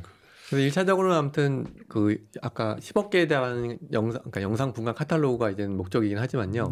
아까 말씀드린 딥필드 영역은 이제 맵으로 만들 거고요. 이제 이미지로 만들 거고, 그다음에 아마 조금 더 저희가 그 기간과 시간이 있으면은 아마 전천 맵도 아마 작성하는 것도 아마 고려를 할 것 같습니다. 할 겁니다. GMT 같은 경우는 사실 그런 망원경 너무 이렇게 뭐랄까요? 뭘 연구를 해야 될지를 일단 감을 잡고 시작을 해야 되는 건데 이제 그런 먹을거리를 던져주는 그런 부분이고 따라서 결과적으로 GMT를 굉장히 잘 활용할 수 있는 혹은 뭐 그 외에 큰 망원경들도 잘 활용할 수 있고 우리나라 같은 경우는 스피어 X도 우리나라가 뭔가 좀 더 얻어갈 수 있는 부분이 있겠죠. 이렇게 참여하니까. 그렇습니다. 저희가 그 이런 나사 쪽 그 중형 미션에는 아무튼 처음으로 저희가 하드웨어를 이제 공급하는 건데요. 그만큼 하드웨어를 공급한다는 것 자체가 이게 아까 설명드린 미션 규모 자체가 3,000억이기 때문에 이게 발사체 빼고입니다. 미션 규모가 3,000억이기 때문에 이렇게 중요한 미션에 저희 하드웨어 장비를 놓고 실험을 한다는 게 굉장히 중요한 의미가 있는 거죠. 그래서 저희가 이제 기여할 하드웨어는 그 검교종 장비라고 이제 부르는 건데요. 망원경 자체가 이제는 만드는 건 이제 그쪽 칼텍에서 이제 만들어질 텐데요. 이 망원경을 정밀하게 이제 시험하는 장비를 이제 저희가 제공할 겁니다. 그래서 이 망원경의 성능이 어떻게 되는지, 광학 성능이 어떻게 되는지, 아니면 이제 분광 성능이 얼마만큼 이게 보정이 잘 되는지 이런 것들을 저희 장비를 놓고 이제 시험을 할 겁니다. 이 망원경은 어디쯤 올라가 있게 되나요? 태양동기 궤도로 한 600km 정도에 올라갈 예정입니다. 예. 고도 600. 지구 궤도에 근지구 궤도. 저궤도도 일종의 허블보다 약간 높은 정도. 왜 가끔 보면은 이제 지구 궤도가 아닌 데가 있는 것들도 있잖아요. 그렇습니다. 돈 많이 들어요. 그렇죠. 멀리까지 보내야 되고. 그건 대형 미션? 그런 건 대형 미션이죠. 근데 뭐 저 제임스 웹 같은 거는 멀리 가진 않잖아요, 그렇게. 제임스 웹 멀리 갑니다. 멀리 가나요? 얼마나 가요, 그거? 그 라그랑주로 라그랑주까지 갑니다. 150만 킬로미터. 달보다 훨씬 멀죠. 그럼 그렇군요. 달에 뭐 4배, 5배. 근데 대부분 저희 천문학 미션들은 지구를 관측하는 게 아니고 이제 우주를 관측하기 때문에 궤도는 항상 좀 특이합니다. 그래서 다른 상업위성하고 같이 올리기는 쉽지는 않습니다. 그래서 이제 발사 비용도 사실 상대적으로 많이 드는 거죠. 그러게요. 그게 결국은 뭐 기술 더 필요하고 돈도 들고 뭐 하는 그런 일일 텐데 뻔한 궤도에 올라가는 게 아니니까. 또 라그랑주 그런 데까지 보내려면은 사실 미련 갖지 마시고 우리도 얘도 보내면 더 좋은 거 아니야? 기왕 가는 거 조금 더 하면 뭐 우주 가면 그다음부터 힘 안 든다며 어느 이상 가면 나 때는 말이야. 근데 결과적으로 이제 그런 부분들을 이제 많이 최적화를 해야 되는데요. 그러니까 근지구 궤도 같은 경우에는 저희가 통신 같은 건 상당히 쉽잖아요. 그렇겠죠. 근데 멀리 가게 되면 그만큼 이제 통신에 대한 부분들도 데이터 양도 이제 적어지기 때문에 그런 걸 좀 최적화해서 서베이 관측에는 그렇게 좋진 않아요, 오히려. 멀리 가는 고장 나면 고칠 수도 없고. 허블은 어쨌든 고쳤지만 이건 뭐 150만 킬로씩 가 있으면 어떻게 좀 방법이 없잖아요. 그 케플러 그랬으면 고쳤잖아요. 그러니까 케플러 그거 걔는 이제 그 케플러도 지구 궤도에 있는 걸로 아는 분들이 많아요. 허블 비슷하게는 그게 아니고 아주 멀리 가 있는 그런 애들은 기본적으로 뭐 태양을 돌고 있다고 말해야 되나요? 그렇죠. 그렇게 얘기해야 되는 거죠. 그래서 인공 행성. 인공 행성 망원경이에요. 인공 위성 망원경이 아니고 지구 주위를 돈다고 할 수 없으니까. 그러니까요. 제가 뭐 이런 거 뭐 이런 관측이나 이런 거에 대해서 알지는 못하지만 지구 밖에 있는 뭔가에 대해서 연구를 해가지고 뭐 논문을 쓴다거나 이렇게 할 때 이게 그 맵이 그러니까 맵이나 이런 카탈로그 완성돼 있으면 한 번은 들춰봐야 되는 것 같은데요. 뭘 보더라도. 그럼요. 그러니까 그쪽 외부 은하 쪽 이제 연구하는 분들은 무조건 이 카탈로그를 한 번은 봐야 되는. 사용하지 않고는 논문을 쓸 수가 없을 거예요. 그렇게 될 것 같은데요. 근데 이제 약간 뭐 욕심이라고 한다면 이게 맞는 말인지 모르겠지만 예를 들어서 우주 배경 복사도 그 지도 하나가 딱 나왔을 때 뭐 뉴욕 타임스 표제도 나오고 막 이런 식으로 비주얼한 충격이 있잖아요. 이게 뭐다 막 이런 거. 이것도 스페이스도 뭔가 그런 접근이 만약에 가능하면 좀 대중적으로도 그렇고 사람들이 좀 이해하기 쉬운 부분이 있을 것 같거든요. 우주 전체의 사진을 딱 찍어봤는데 거기 뭐 태극 무늬가 있거나 이는 양 그런 얘기도 항상 실제로 있다. 진짜요? 봤어네. 우리가 2024년이잖아요. 그때 우리나라 헤드라인 사진으로 다 실리게 만듭시다. 좋네요. 혹시 그동안 언론 인터뷰는 얼마나 하셨어요? 한 2-3번 정도 했던 것 같습니다. 국내 언론, 해외 언론은 아직은 관심을. 해외에서는 어쨌든 그쪽에서 그쪽 담당 그쪽 분들이 2-3번이요. 야 이거 너무하네 진짜. 여하튼 우리가 이런 걸 하고 있다는 걸 우리는 이제 과학학 원자는 계속 알려왔는데 지금까지 이게 굉장히 중요한데요. 이런 부분들이 이거는 진짜 기초과학 관련된 부분이고 또 우리나라가 기초과학을 안 한다고 생각하시는 분들이 많은데 이제 지금은 또 그렇진 않죠. 물론 뭐 더 하면 좋겠지만 그럼에도 불구하고 이런 것들을 또 버리고 있고 이렇게 기술도 인정받고 과학적인 능력도 인정을 받아서 뭐 어쨌든 나사라고 한다면 어쨌든 그 최고봉이라고 우리가 얘기하던 수십 년 동안 그런 곳인데 거기서 우리 기술을 갖다 쓸 정도로 이렇게 지금 발전됐다는 건 굉장히 이건 우리나라 예산을 쓰는 게 아니에요, 그러니까. 그러니까요. 미국 예산, 미 의회 나사 예산 가지고 우리가 하는 거잖아요. 그럼 우리 돈은 한 푼도 안 쓰나요? 우리나라 아니요. 결과적으로 봤을 때 아까 말씀드린 3천억 규모의 이제 프로젝트이긴 한데요. 그러니까 저희가 기여하는 바는 사실 그거의 10%도 안 되거든요. 근데 다만 10%도 안 되지만은 전체 데이터는 서로 공유할 수 있는 거죠. 우리가 만약에 연구를 나중에 이제 연구 신청을 받아서 또 쓸 수 있다고 했는데 그 GMT가 10분의 1 뭐 1년에 한 달 쓰듯이 나중에 우리도 이제 조금 더 많이 쓰거나 할 수도 있나요? 일단 기본적으로 전천 데이터이기 때문에 외부 공개가 일단 1차적이기 때문에 저희가 독점적으로 저희가 내부적으로 그러니까 데이터를 쓸 수 있는 기간은 아마 배포 전까지는 저희가 아마 내부적으로 배포 전까지. 다만 주요 사이언스 위주로 아마 저희가 계속 연구를 할 겁니다. 그럼 그 배포 전에 열심히 연구해가지고 논문을 빨리 내면 뭐 그런 식으로 그거 굉장히 중요합니다. 굉장히 중요하죠 사실. 그리고 노벨상이 6개월 정도면은 꽤 긴 기간이에요. 그렇죠.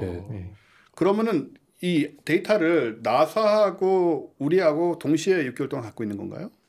그러니까 저희가 현재 관측이 끝난 다음에 6개월 뒤 배포기 때문에요. 네네. 결과적으로 아까 말씀드린 6개월 만에 한 번씩 전체 맵이 나오기 때문에 6개월마다 한 번씩 카탈로그는 저희가 내부적으로 갖고 있습니다. 6개월마다 한 번씩 카탈로그가 그걸 이제 취합해가지고 에러 같은 거 있는 거 이제 6개월 만에 한 번씩 발표를 하고 그 전에 갖고 있는 이제 기초 데이터는 6개월 동안 어쨌든 독점을 하고 있는 상태, 아무데도 안 나간 상태가 돼 있는 거고. 그러니까 관측하는 도중에 오는 데이터는 계속 그냥 가지고 있는 거죠.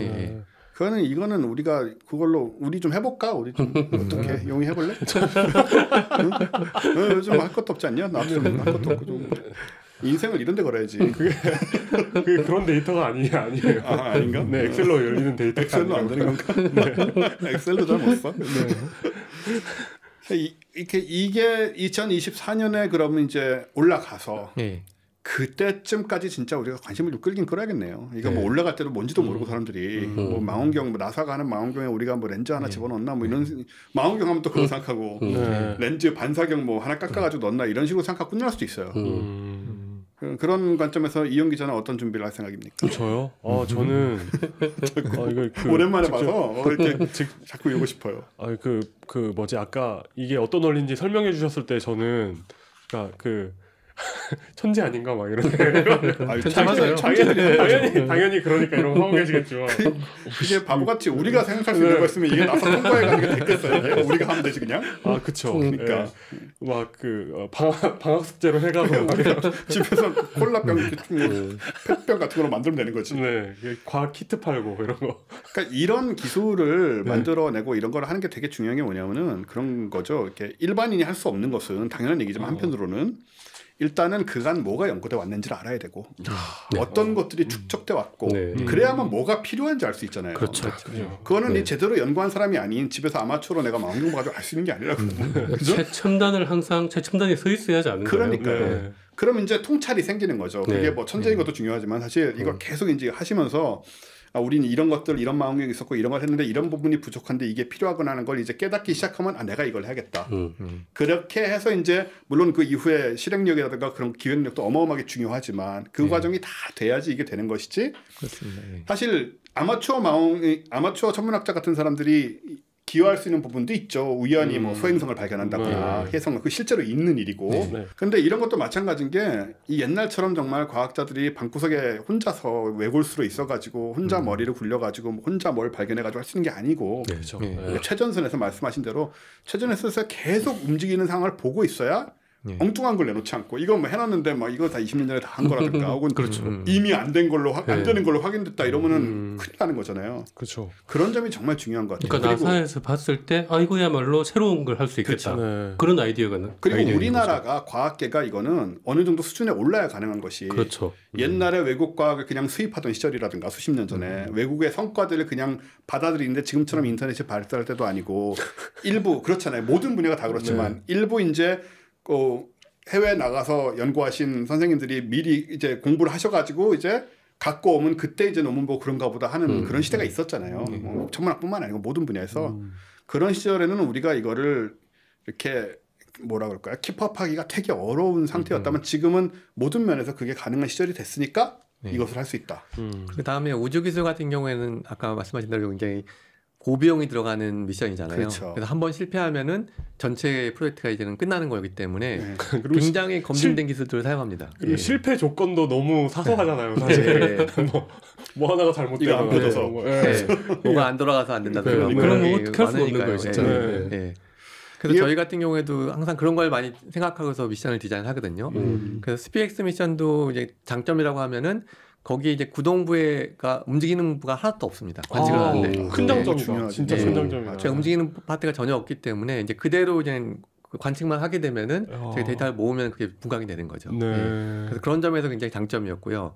그 다음에 썼던 거기 필터 기술 같은 경우는 예전에도 많이 썼던 기술입니다. 사실은요. 근데 다만 그냥 일부 파트, 예를 들면 행성이라든가 이런 거 분광하는데 간단하게 썼지 이거를 가지고 전환을 한번 봐보자. 이런 아이디어는 없었습니다. 그렇기 때문에 이게 처음 시도되는 아이디어입니다. 아 그게 말씀 나오신 김에 참 궁금한 게 뭐 케플러 같은 경우에도 뭐 바퀴 같은 게 달려 있고 구동부들이 있어 그게 뭐 문제가 되고 막 이런 상황들이 있었는데 이게 구경이 작은 망원경으로서 우주 전체를 보는데 그 어떤 식으로 그걸 겨냥을 해서 보고 이렇게 되나요? 아, 그러니까 위성 그 우주망원경 같은 경우는 구조가 이제 여러 가지가 있는데요. 첫 번째는 이제 버스라고 해서 전체를 이제 컨트롤하고 데이터를 받고 하는 부가 있고요.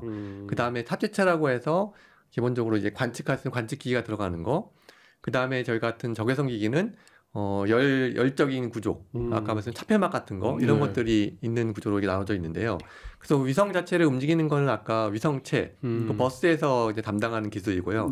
거기에는 물론 위성을 이제 어떻게 돌리고 이제 포인팅을 하고 그 다음에 거기 계속 관측을 머물러 있고 이런 것들을 이제 재현을 하게 됩니다. 거기는 구동부는 있어야겠죠. 예. 뭐 트러스터 같은 걸 쓰나요? 그렇죠. 예, 거기도 마찬가지로 이제 축이 돌아가면서 위치를 파악하고 그다음에 조금씩 움직이는 거죠. 예.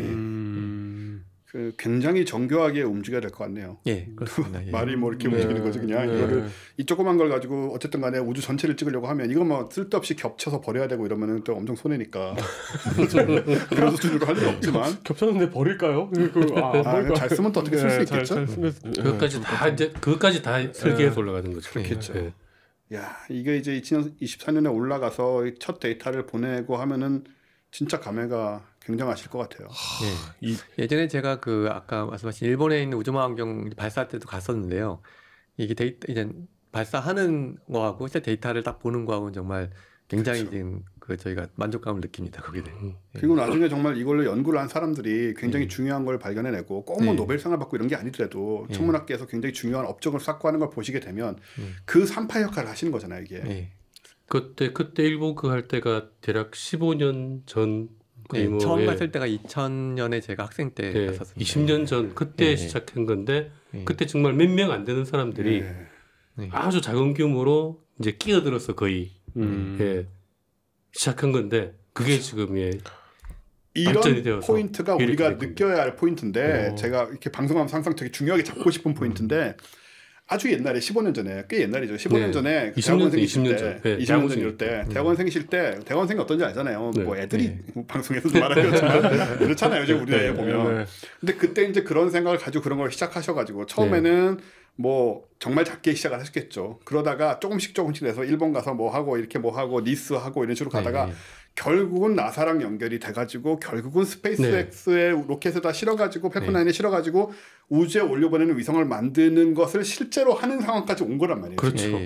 이 과정을 지금 굉장히 간단하게 얘기했지만 뭐 진짜 작은 꿈을 가졌다가 그게 정말 우리 왜 이상한 그 위인전 뭐 위인이라고 말씀드리고 싶지 않지만 위인전 보면 에디슨이 무슨 생각했는데 나중에 뭐가 되고 뭐 이런 얘기도 굉장히 많이 하잖아요. 조금씩 커져가지고 이게 실현되고 딱 그런 얘기거든요, 진짜. 그러니까 제가 이제 그 과정을 다 봤기 때문에. 그러니까 중간에 폄훼는 하셨지만 세리 이런 말씀하시면서 다 봤기 때문에 정말 저는 아주 감회가 한우물을 파시면서 이렇게 해낸다는 게 이게 쉬운 얘기가 아니거든요. 무슨 분야에서도 쉬운 얘기가 아닌데 이 정도 규모가 되고 이게 앞으로 우리나라 전 세계 천문학이라는 과학에 기여할 가능성을 생각해 보면 이런 거는 우리가 이렇게 조금만 깊이 들여다 보면은 진짜 멋있는 얘기고 정말 소름이 쫙 끼칠 수 있는 그런 스토리가 깔려 있는 거예요, 이 뒤에. 그 20년 전이기 때문에 그때 이제 이형목 이제 지도 교수님도 젊은 교수님이셨어요. 그분이 이제 해보자, 그러니까 끼어들어서 한번 해보자라고 해가지고. 무작 거의 뭐 맨몸으로 일본 갔죠. 그러니까요. 그게 결국 이렇게 성과를 내고 앞으로 진짜 연구를 통해서 정말 어마어마한 게 밝혀지고 하면 그 내가 그렇게 말씀 그렇게 안 하시겠지만 알만한 사람들은 야, 저 모든 것에 바탕에는 누가 있었다라는 얘기를 하게 되겠죠. 그렇죠. 그러니까 우리도 좀 알자는 겁니다. 우리 대한민국 국민들도 좀 이런 것도 좀 알고.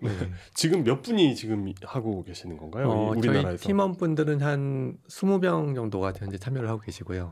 거기 이제 사이언스, 그다음 아까 말씀드린 광학, 개발 뭐 이런 거 다 운영 이런 거 다 포함하고 계십니다. 사실 굉장히 작은 규모예요. 그렇습니다. 20명이 그걸 하고 있는 거죠. 생각보다 작은 규모라서. 그럼에도 불구하고 나사 쪽은 좀 더 사람이 많은가요? 미국 쪽? 그쪽이 저희보다 훨씬 많죠. 거기는 뭐 인건비도 좀 인건비 어른들 많고요, 그쪽이요. 일단 절대적인 천문학자 수가 많습니다. 그렇죠. 우리는 사실은 더 쓸리면 더 쓸 수도 있는데 쓸 사람이 많죠. 아니 여기 막 무슨 뭐 그 꿈과 막 희망 이런 거 얘기해야 되는데 막 팀원 얘기 나오니까 인건비 막 이런 얘기 나오고. 근데 사실 그건 뭐 천적은 어쩔 수 없는 거고.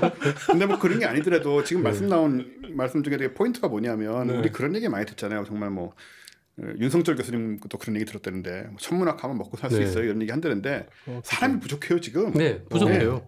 저쪽은 공무원 열심히 하면 충분히 먹고 살 수 있는. 항상 얘기하지만. 그러니까요. 다시 한번 강조하고 싶은 부분이죠.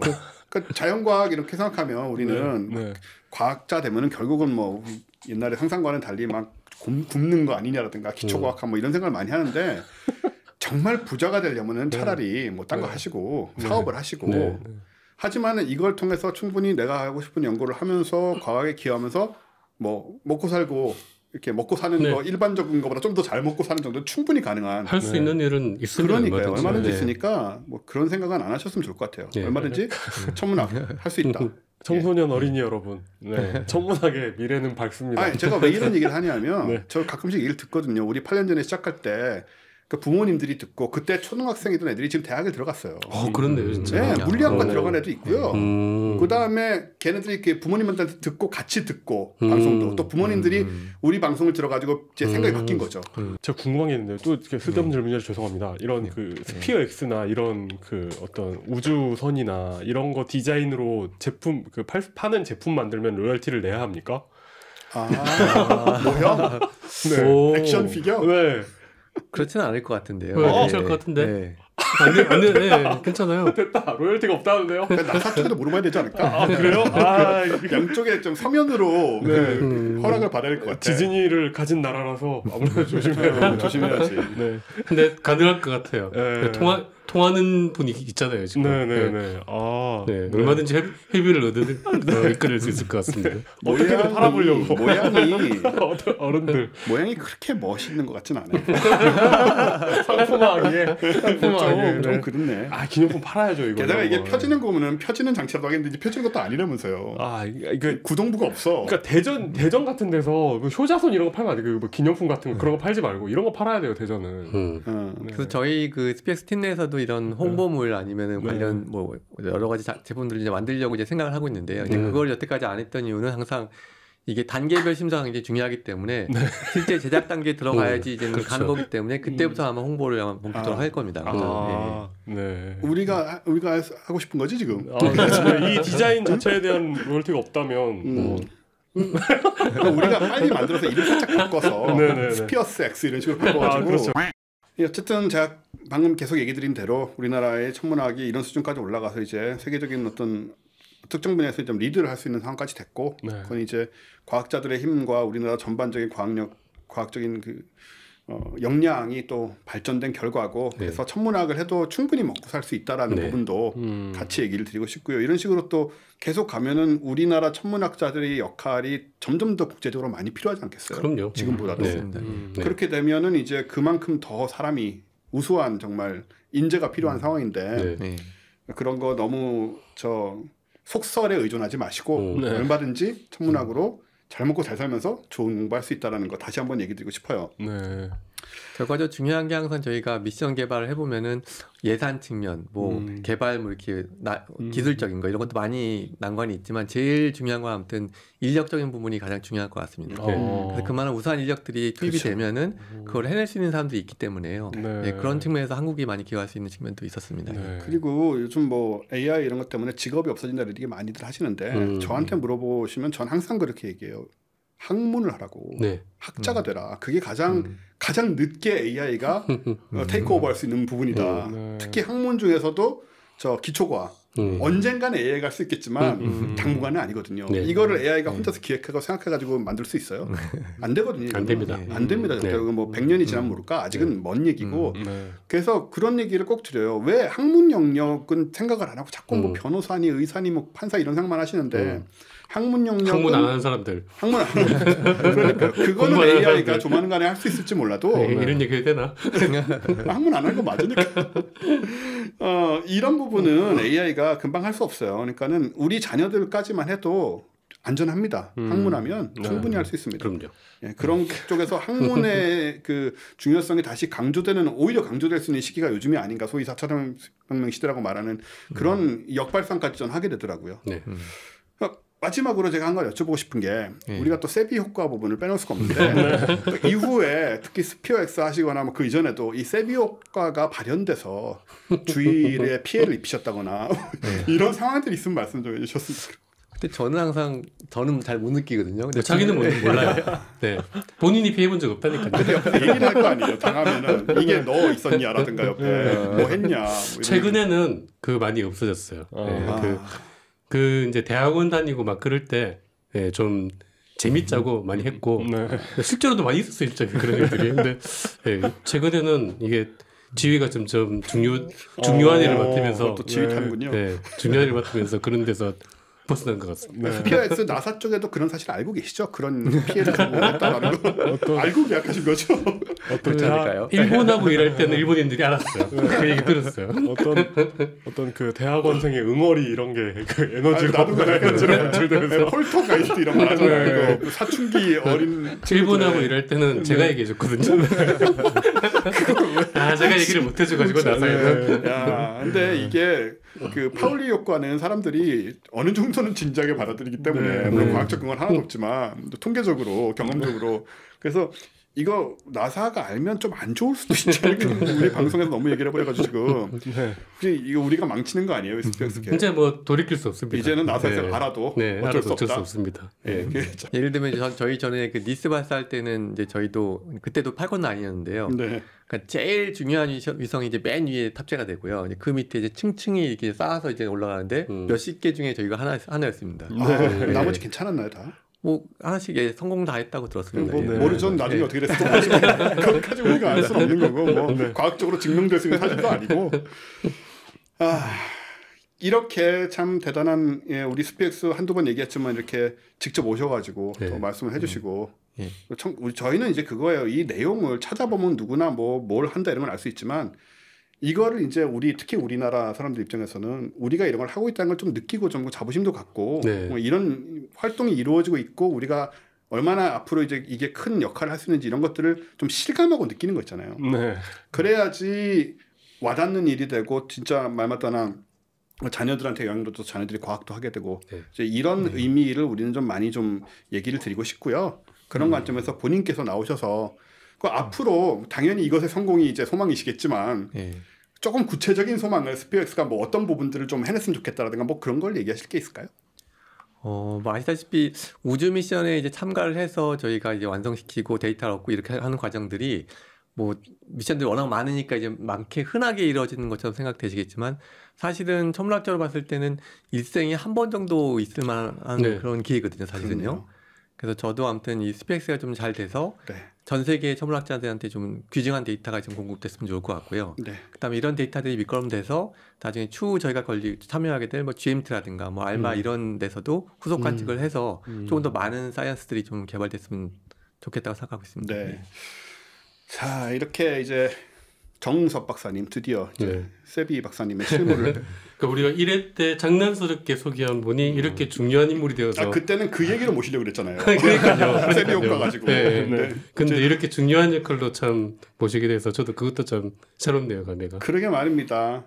앞으로 저희가 이 단계마다 한 번씩 또 모시고 나중에 뭐 발사할 때도 그렇지만 그 전에도 모시고 한 번씩 얘기를 또 듣고 또 전해드려야 될 것 같아요.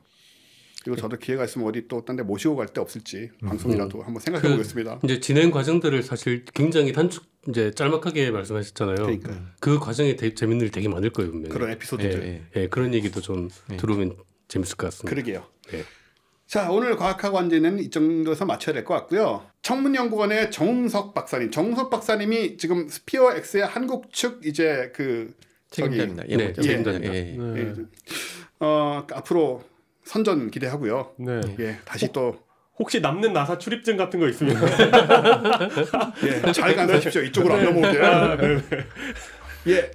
다음에 나사 가실 때 묻어서 가보는 것도 괜찮을 것 같아요. 그러게요, 진짜. 오늘 너무 감사했고요. 초청해 주셔서 감사합니다. 감사합니다. 감사합니다.